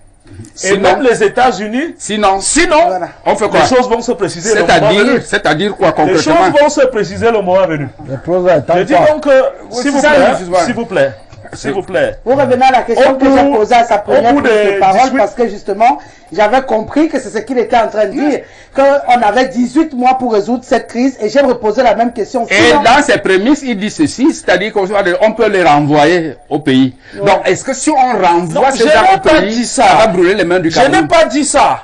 J'ai dit que si au bout de 18 mois, la solution n'est pas là, on va voir ce qui va arriver. C'est-à-dire, nous sommes dans un domaine géostratégique. Et qu'est-ce qui peut arriver? Il y a plusieurs possibilités. Ce que tu dis, ce que vous dites est l'une des possibilités. C'est-à-dire, mais il y en a plusieurs possibilités. Vous n'allez pas vous forcer à vous dire ce que on ne peut pas dire. C'est ça que je vous ai dit que je suis les États-Unis ne jouent pas pour le cet acte que les États-Unis viennent de poser est un acte géostratégique. Cet acte est un acte géostratégique. Et la communauté politique camerounaise, ceux qui sont dans la chose politique, comprennent, chacun a sa petite leçon à lui. Et que j'ai dit, quand le chairman a pris la parole à Presse hier, il a dit, même comme le débat n'était pas sur ce statut temporel, le chairman a donné quelques voix que je mets donc dans cette dimension pour dire que il faut que, avant que cette période ne finisse, que ceux qui financent la guerre soient effectivement, que des mesures soient prises pour que cela soit effectivement maîtrisé. Et maintenant, le chairman a aussi dit que, surtout dans cette période de Pâques, que les Camerounais cherchent à se réconcilier. Il ne faut pas que le chairman donne les détails et tout ça. Le professeur parle comme si il était un enfant d'aujourd'hui. On ne met pas les détails dans tout ça, papa. On ne met pas les détails dans tout ça. Donc, il y a un acte qui est posé. Et cet acte-là n'est pas vide. Cet acte n'est pas vide. Ça veut dire quelque chose. Et les autorités ont leurs leçons à tirer. La classe politique a sa leçon à tirer. Que d'ici 18 mois, là, on fait comment? Sinon, les États-Unis. Sinon, ça se passe comment maintenant? La diplomatie, ça va se passer comment? On s'attend à quoi? Il y a beaucoup de questions à répondre. D'accord. On va donc attendre les réponses. Je croyais que le débat était. Nous avons déjà suggéré nos voix. Je croyais que le débat était pour instruire, apparemment, pour ouvrir, c'est pour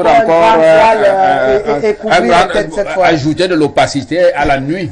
À ce moment-là, moi je dis si c'est une affaire d'initié, moi n'ayant pas subi encore cette initiation. Encore qu'ignorant. Vous pensez que je peux y comprendre quelque chose? Est-ce que au pire, on nous retournerait nos citoyens qui sont partis. Bon, et si on nous les retourne, est-ce qu'ils ne vivaient pas déjà ici avant de partir? Bon, donc qu'est-ce qu'ils ajouteraient de plus pour que ce soit vraiment intenable pour le Cameroun? Non, moi je ne vois pas. Franchement, je ne vois pas. Bonsoir Rosalie, bonsoir aux autres panélistes présents ce soir. Le thème de ce soir est super. Une seule intervention a dérangé, celle de Majesté Ondondo. Il a dit de bonnes choses au début de ses propos, sauf qu'il a encore gâté en parlant du président Ouattara, le vendeur de l'Afrique. Le contraire du défense Sankara. Le panafricanisme prendra la place des gré ou de force. Attendez que cette vague des chefs d'État débarrasse le plancher. Sylvain depuis Bangui. Il continue. Par rapport à la protection des Camerounais offerte par le président Biden, prenons avec pincette, car avec tous les coups foirés de l'OTAN, aux quatre coins du monde entier, il y a de quoi penser que les États-Unis, conscients de la détermination de la jeunesse africaine à découdre avec les colons, cherchent de nouveaux alliés qu'ils viendront instaurer plus tard chez nous pour continuer à satisfaire leurs désirs. Attention à ce qui avait fait le café, fera le cacao. C'est alarmant de comprendre que ce genre de choses, moi je pense que cette protection temporaire, comme vous le dites, est un grand mépris des États-Unis vis-à-vis du Cameroun.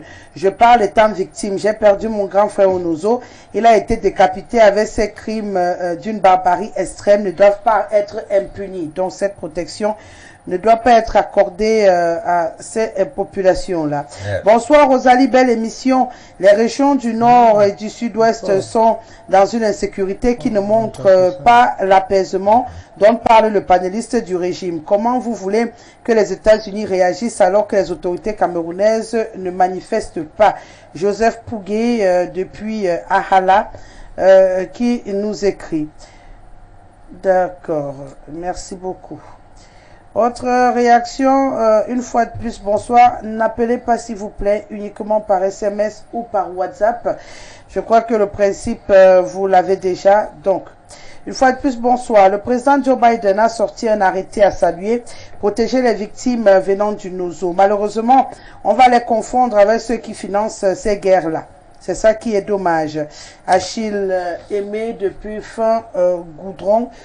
Cité Sikam à Douala. On profite du temps qui nous reste et on parle des mœurs dans nos milieux scolaires.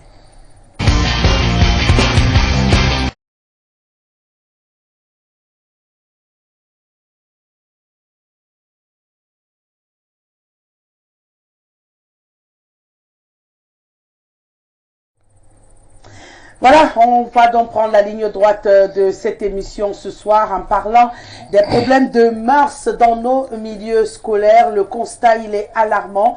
La situation inquiète au plus haut point entre sexe, alcool, drogue. On ne sait plus où donner de la tête avec pour conséquence des violences, en n'en plus finir, des scènes d'une dépravation extrême qui nous interpelle au plus haut point. Et ce soir, on a envie de barrer la route à ces dérives-là qui se multiplient. Majesté, je commence par vous. C'est vrai que vous êtes du milieu éducatif, mais je vais commencer par vous. Aujourd'hui, c'est vrai que vous plaidez pour que les enseignants soient mieux, mais je ne sais pas si ça aurait un impact sur cette situation que nous vivons aujourd'hui, parce que quand tu envoies désormais ton enfant à l'école, c'est pour aller apprendre les partous, pour aller consommer de l'alcool, pour aller apprendre ou acheter des drogues. On commence à s'inquiéter. Déjà, comment on en est arrivé là? Comment on peut en sortir? Ça nous inquiète au plus haut point. Comment barrer la route à toutes ces dérives qui sont de plus en plus inquiétantes? Non, il faut dénoncer déjà ces différentes dérives et ces dérapages en milieu scolaire. Dans une autre vie, j'ai eu, il y a de cela 2 semaines, à écrire aux parents d'élèves, aux enseignants et même aux élèves. Aux parents, je disais tout simplement qu'il fallait que les parents de plus en plus prennent leurs responsabilités en main, qu'ils reprennent, n'est-ce pas, l'éducation de leurs enfants en main, parce que vis-à-vis de nos enfants, nous avons 3 devoirs. Le droit de garde, le devoir d'éducation, le devoir d'entretien. Le droit de garde de chaque parent, que ce soit une famille monoparentale ou une famille complète, c'est-à-dire une famille monoparentale, ça veut dire que les enfants peuvent vivre avec soit seulement la mère, soit seulement le père, ou bien le grand frère, ou bien la tante, ou alors une famille complète et unie, où il y a papa et maman.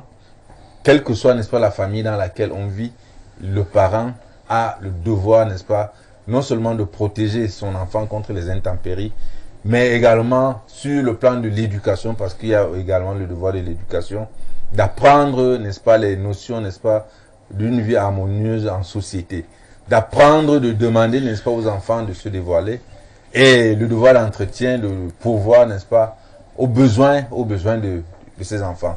Et nous devons prendre l'éducation de nos enfants en main, nous devons connaître nos enfants, nous devons connaître les correspondants de nos enfants, nous devons connaître, n'est-ce pas, les téléphones de nos enfants.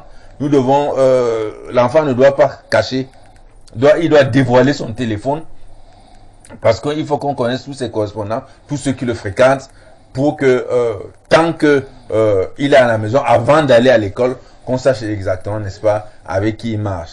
Et à partir de l'école, parce que l'éducation commence à la maison, à partir de l'école, les enseignants également ont un devoir, n'est-ce pas, de protection des enfants, protéger, éduquer nos enfants. Il faut faire, n'est-ce pas, le travail, je l'ai dit, il faut faire le travail de l'éducation avec amour et respect.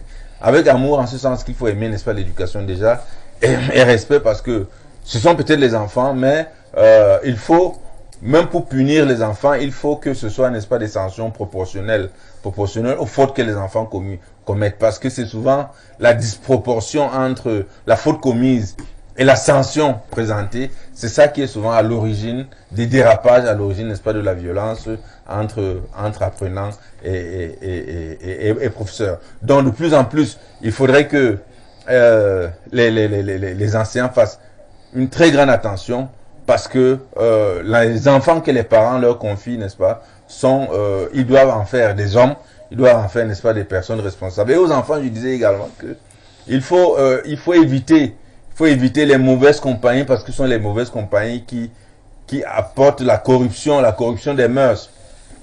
Parce que les mauvaises compagnies, que ce soit au niveau des réseaux sociaux, parce qu'on ne sait pas qui on fréquente, quels sont les groupes qu'on fréquente, et ces enfants sont naïfs, à cet âge, ils entrent n'importe où, et c'est la raison pour laquelle ils se trouvent, n'est-ce pas, en proie, n'est-ce pas, à des prédateurs, et finalement, ils deviennent effectivement des enfants automatiquement gênants. Il faut que les enfants soient à l'école et acceptent les punitions qu'on leur donne, parce que c'est pour, n'est-ce pas, leur bien fondé, c'est pour qu'ils puissent avoir une meilleure éducation. Et que ce soit à la maison, il faut d'abord respecter les parents. À l'école, il faut respecter, n'est-ce pas, les enseignants. Et dans la route, il faut éviter, n'est-ce pas, les mauvaises compagnies. Il faut éviter, n'est-ce pas, les mauvais groupes. Donc, ce sont cette trilogie de conseils vis-à-vis des parents, vis-à-vis des enseignants, vis-à-vis, n'est-ce pas, des enfants, des élèves qu'il faut porter. Je crois que ces différentes lettres que je mettrai à votre disposition pourra être approfondie, pourra davantage, n'est-ce pas, être partagée, pour que, n'est-ce pas, chaque enfant du Cameroun, n'est-ce pas, puisse avoir ça. Et à l'âge où ces enfants sont à l'école, ils peuvent être, n'est-ce pas, des proies, ils sont exposés, et c'est pour cela que la vigilance des adultes que nous sommes, que ce soit à la maison ou bien à l'école, nous devons être extrêmement vigilants pour que, n'est-ce pas, les enfants du Cameroun puissent bien fréquenter. Il s'agit enfin, c'est ça, il s'agit enfin d'avoir de bonnes familles. Quand nous avons de bonnes familles, nous pouvons, n'est-ce pas, avoir de bons enfants et de meilleurs enfants. C'est un peu un cri que nous lançons pour la société. Il faut que notre société soit davantage constituée de bonnes familles. Une bonne famille, ce c'est une famille qui s'occupe, n'est-ce pas, de l'enfant qu'elle a à sa charge. D'accord.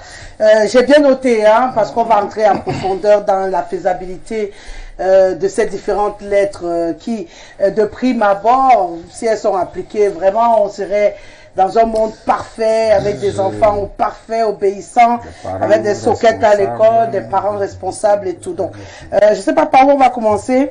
Soit les parents, soit les enseignants, soit les enfants.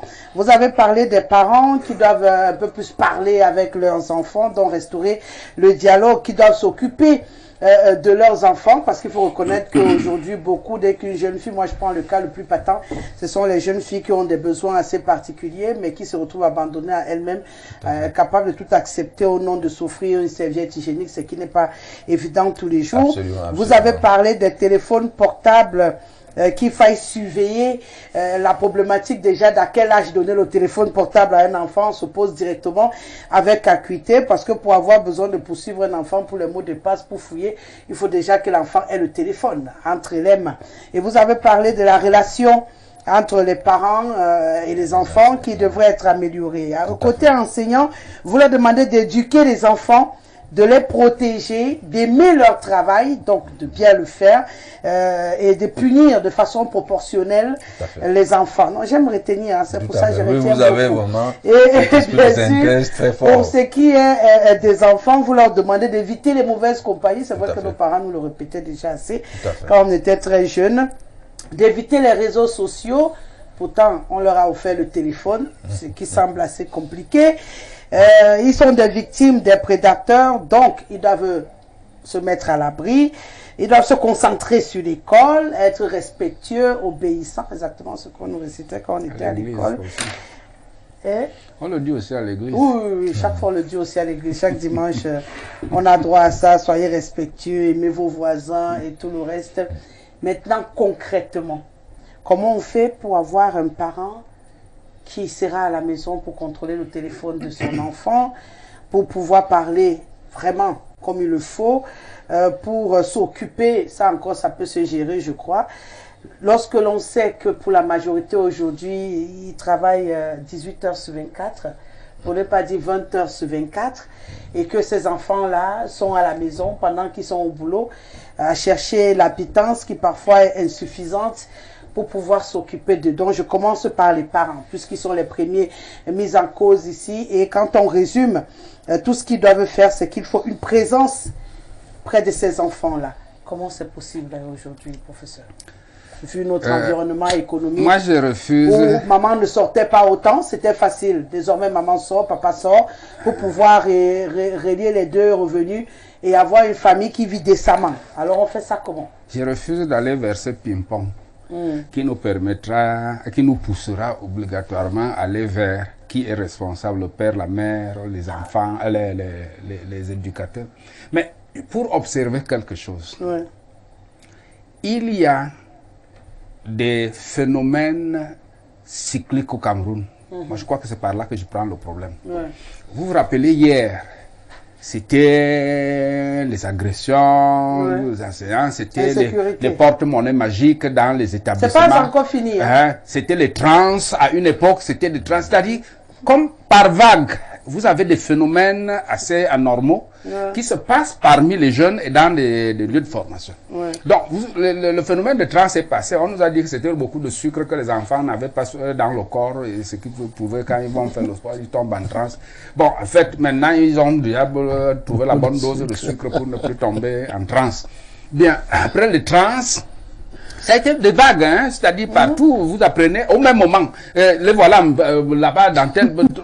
Et puis, c'est passé, les trans sont passés. Brusquement, on est arrivé des agressions au couteau, des agressions au couteau, bizarrement. Et puis, bon, maintenant, vous avez dit, le porte-monnaie magique ne sont pas encore partis. C'est aussi arrivé comme une vague. Et puis, maintenant, on est... C'est un peu tempéré. Oui, bon, maintenant, c'est la deuxième fois même que les partous et les machins reviennent. Bien, au moins la deuxième fois. Parce que, donc, vous trouvez ces phénomènes... Les partous ont tendance à ne pas beaucoup vite partir. Vous trouvez donc ces phénomènes qui viennent par vague. Par vague, on a l'impression qu'il y a quelque chose qui suscite ces vagues. Et qui échappe au contrôle des parents et même des enseignants. Et là, ça me fait penser à quelque chose que disait Feu à Tebayena. Lorsque vous confiez un pays à la magie, à la sorcellerie, à l'occultisme, vous ne pouvez avoir que ce genre de situation. Vous allez voir que dans les établissements, il y a des enfants face auxquels d'autres ne peuvent pas résister. Quand une petite fille a pour amie une autre qui a un beau téléphone, qui a beaucoup d'argent, mais vous avez beau contrôler à la maison ce qui se passe à l'établissement, vous n'êtes pas là. Et c'est l'enseignant qui arrive, vient faire son cours et s'en va. Ce qui se passe après son cours, il n'est plus là. Et il n'y a pas eu, à moins de, je ne sais pas, d'accrocher des caméras sur les enfants pour les surveiller et comprendre. Une fois que les enfants atteignent un certain niveau, ils sont pratiquement incontrôlables aujourd'hui.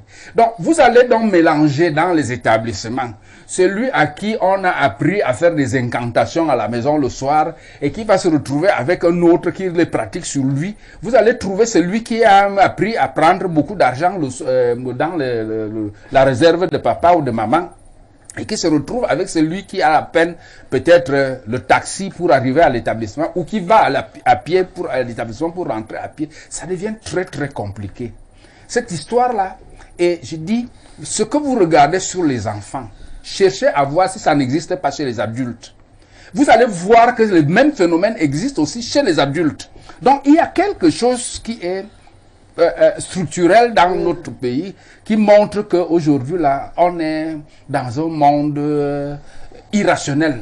Nous sommes tombés dans l'irrationnel qui gouverne la vie des citoyens de ce pays et Dieu seul sait vraiment ceux qui pourront être épargnés et c'est là où ça va. Moi je dis ce phénomène est beaucoup plus grave qu'une simple affaire. Je ne sais pas si un parent qui a des enfants ne sait pas qu'il doit, ne sait pas. Oui, lorsque vous avez un pays qui est comme le nôtre, je crois on peut vouloir fermer les yeux dans ces choses-là. On peut vouloir rationaliser la vie, mais on reconnaît quand même que si vous posez des questions à ces enfants, vous allez apprendre des choses que vous ne connaissez pas, vous adultes. Moi, je les taquine de temps en temps, je taquine mes étudiants sur un certain nombre de choses. Et je suis souvent ahuri d'apprendre des choses que moi, adulte, je ne connais pas. Je ne connais pas. Donc, ce qui se passe dans ce pays, c'est que la rationalité de manière générale est en train de foutre le camp. Et le pays tout entier est en train de s'engouffrer dans l'irrationnel. Et cet irrationnel-là est ce que nous voyons aujourd'hui. Pas seulement sur les enfants, j'ai dit, il faut regarder aussi les adultes. Monsieur Volo, vous partagez cette logique du professeur qui voudrait que ce ne soit pas aussi simple que ce qu'on a l'impression de voir et qui est des forces spirituelles, je vais résumer ça ainsi, sectes et autres, à l'arrière-plan qui guident en fait ce que nous vivons aujourd'hui et que ces gens-là... On égorge tranquillement le voisin, on appelle ça crime rituel et puis on en balance les gens par-dessus les hôtels, ils viennent s'écraser au sol. C'est ce pays. Rosalie, à l'introduction de cette thématique, vous avez parlé des partous à l'école. Je voudrais d'abord très rapidement vous arrêter. En tant qu'enseignant, la question, je voudrais rappeler que je ne suis pas seulement enseignant, je suis chargé de la discipline d'enseignement général. Donc les problèmes de ce genre... Il n'y en a plus. Non, je ne dis pas qu'il n'y en a plus. Les questions d'indiscipline, des actes de perversité et tout ce que vous pouvez imaginer, je les vis au quotidien. Voilà. Maintenant, je vais également vous dire que je ne peux pas vous laisser dire que les enfants viennent apprendre les partous et à boire de l'alcool à l'école. Ça n'existe pas. Personne ne l'a dit sur ce plateau. On a dit qu'ils le font. On n'a pas dit qu'ils ont appris à l'école, mais ils le font à l'école. Vous n'allez pas dire le contraire. Moi, je le dis le contraire, puisque je pense pas. Non, ils le font à l'école. Je ne suis pas sûr qu'il y a quelqu'un sur ce plateau. On a des vidéos, eux-mêmes ils mettent sur la place publique. Peut-être qu'on ne met pas dans son établissement. Non, il n'a pas soulevé pour son établissement, mais qu'ils ne disent pas qu'on le fait pas. C'est un phénomène courant aujourd'hui dans les établissements. Oui, écoutez, il faut qu'on se comprenne. Soit Parce que j'ai cru entendre qu'on apprend à l'école. C'est pour ça que Non, la nuance, voilà, nuance est importante. On a noté Voilà. qu'aujourd'hui, Donc, sexe, partout, bon, on arrivé les pour pratique à l'école. Maintenant, où est-ce qu'ils ont appris? C'est ce que nous cherchons Bon, cette pratique, pour les encadrer et les sauver. si pratiquer à l'école, l'école n'est pas tout au moins le cadre d'apprentissage de cette pratique, entre autres. En Voilà. principe, ne Voilà. devrait pas être. L'école ne l'est pas, je le dis avec autorité. C'est pas à l'école qu'on apprend ça. L'école peut être le cadre de pratique parce que c'est justement l'endroit où les esprits venus tous azimuts viennent se rencontrer et profitant un peu de parfois des temps libres, du manque, on se transmet et on se transmet ça, malheureusement. Ça, c'est comme ça, c'est ce qui est. Et la déviance, les mœurs, en milieu scolaire, effectivement, il faut se dire que ça vient de la maison pour la plupart. Ça vient de la maison. Je vais partager quelques expériences ici. J'ai rencontré des cas, des enfants qui...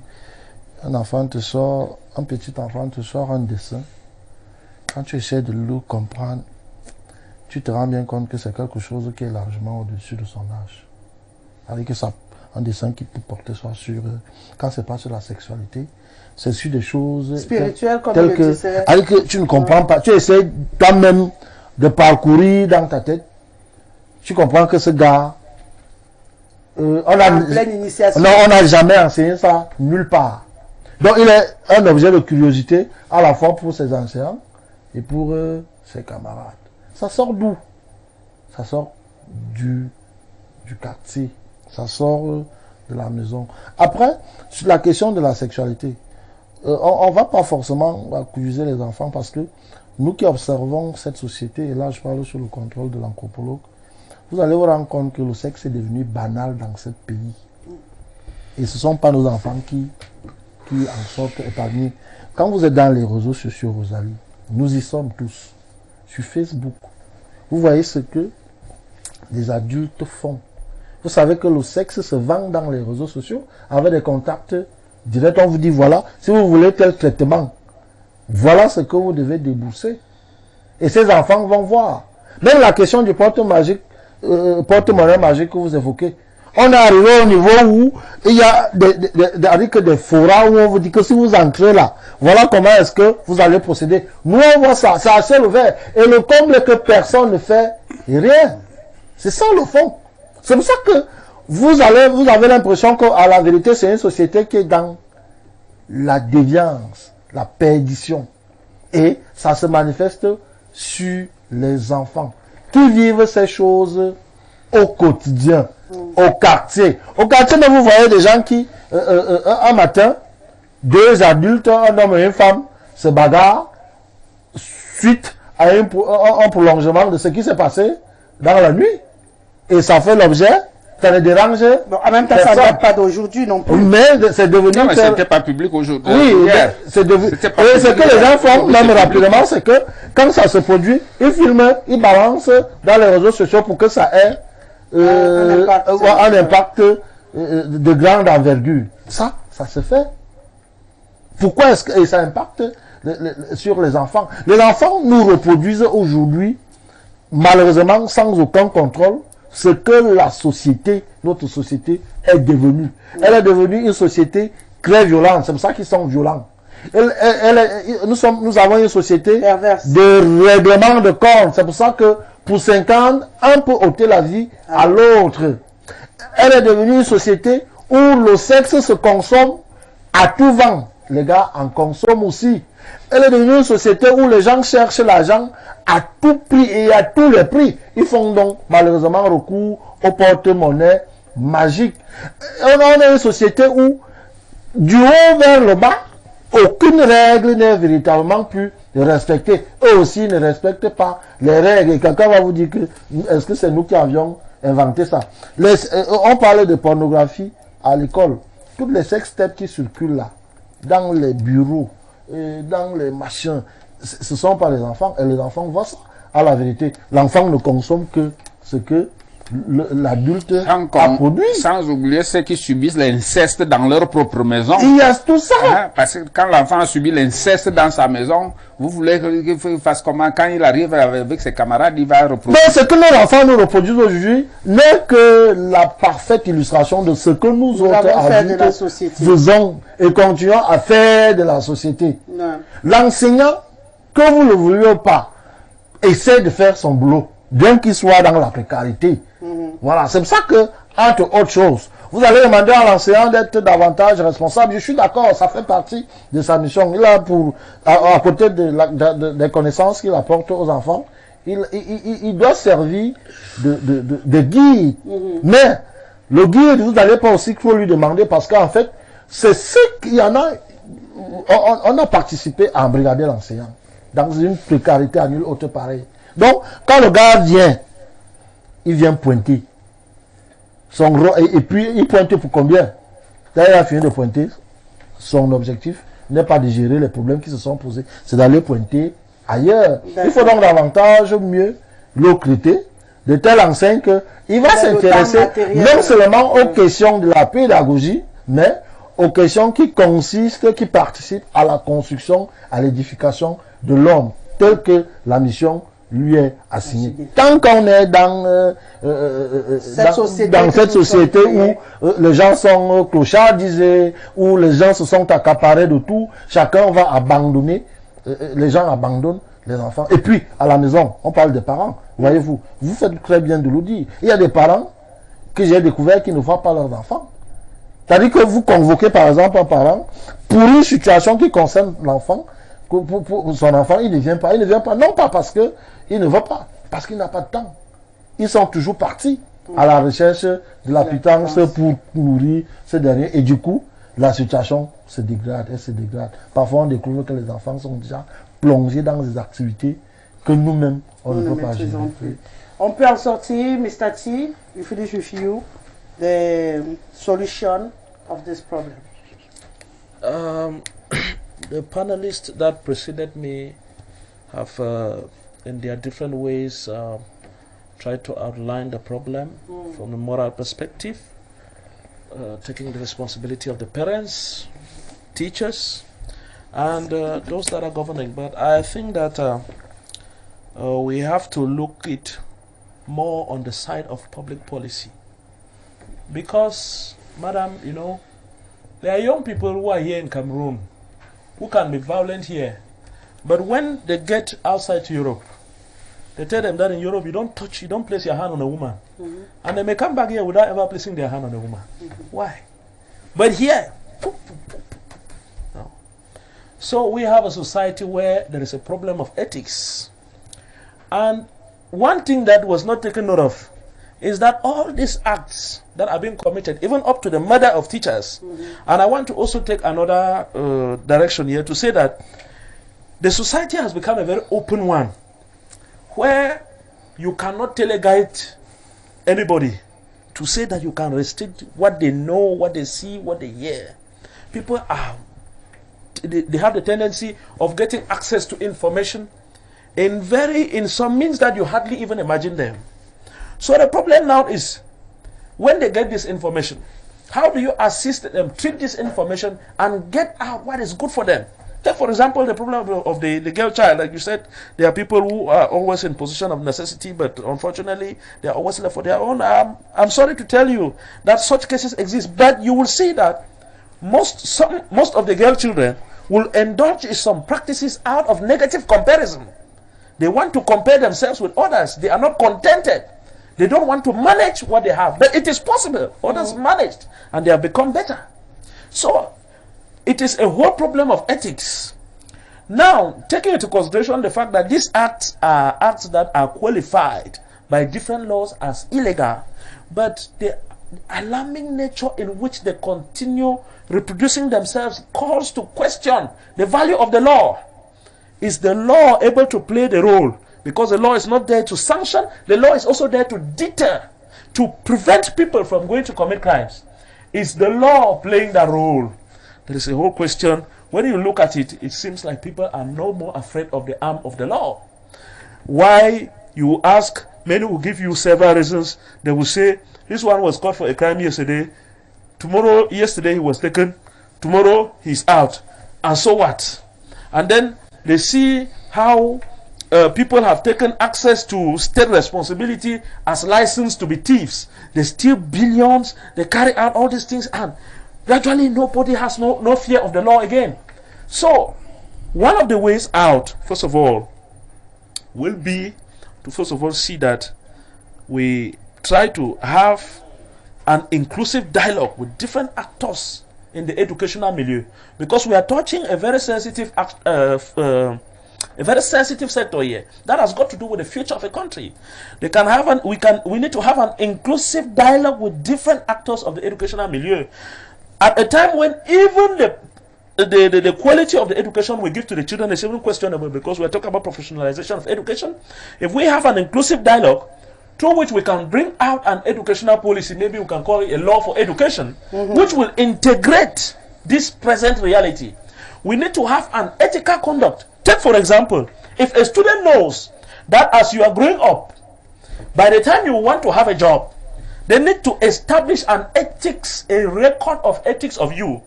Before you have a job, you will make sure that you try to be correct so that tomorrow you do not miss the opportunity that your country will have to give you. If they are afraid of doing certain things abroad, it's because they know that if they do this, they will lose this. And it is absolute, it's general. Everybody is afraid of it. Those that are governing, if they start seeing examples that the law has become so strong that, this man, he used to be moving around. We never knew he was earning 100 million. Today we know that he has only 10 million. How did he have this? We have seen they have taken it. We now see him. He is now struggling like the others to live a normal life. He has been effectively punished. People will be afraid to do what they have to do. But you want to come in the sense of trying to see that you can control the minds of people. It can't work. And we can't have a totally perfect society. But this problem is so alarming. It's like vice has become the rule. So people are just doing it. It's just regular. You just hear they have killed a teacher. You just see how they drug themselves, and it's all over social media. There is a serious problem of ethics, and this problem concerns everybody, and principally the governing class. The youth don't have models. What we are seeing today is an example of what governance in Cameroon has become. And we have to bring back the law to play its role, that is to deter people from committing crimes. Inclusive. If we are talking about the students, you know, it's not good to make a partial analysis, because one thing also comes to my that also comes to my mind is that some of these students too are also the victim of some violence, even by those that are expected to guide them. So we need an inclusive space, an ethical space. We could find parents who are being punished when it is established beyond reasonable doubt that they failed in their parental responsibility without any justification. And they should be punished. And then the governance system should be arranged so that if Cameroon is properly governed, one of the things is hardship, and what is causing hardship is too much poor governance, and people don't have jobs. They have to fence here and there. They don't have time to really put themselves together. Governance issues should also be addressed, and let the law be firm, general, and applicable to everybody. Let people know that there is an ethical record. It is only in Cameroon where somebody has a bad ethical record, he is appointed. Elsewhere, you have a bad ethical record, you are appointed. Non, c'est clair, vous l'avez dit, hein, le respect des lois au centre de tout, que la politique générale... Parce qu'on ne peut pas punir les fratères. Voilà, justement. Les fratères ne punissent pas les fratères. Et c'est ça la mort du pays. D'accord. Hein, qu'on ne protège pas n'importe les gens au hasard. Bonsoir la grande dame, je vous salue au nom de Dynamo, Yin Yang, Denis. Moi je vous remercie pour le débat ce soir, car vous nous donnez des conseils. Bonne nuit à vous tous. J'ai gardé ce message pour sortir avec, parce que je n'aurai pas le temps matériel de lire les autres. Hein. Ils sont très nombreux à avoir remercié parce qu'ils n'ont pas fait beaucoup de bruit, et apparemment ils ont été très instruits pour ce soir. Donc ils vous remercient tous, et moi je vous remercie également d'avoir été là pour nous ce soir. Merci à toute l'équipe technique mobilisée. La rediffusion c'est demain à 18 h. Au bonheur de vous retrouver pour d'autres débats sur Info Télévision. Ensuite de programme sur nos antennes. Au revoir.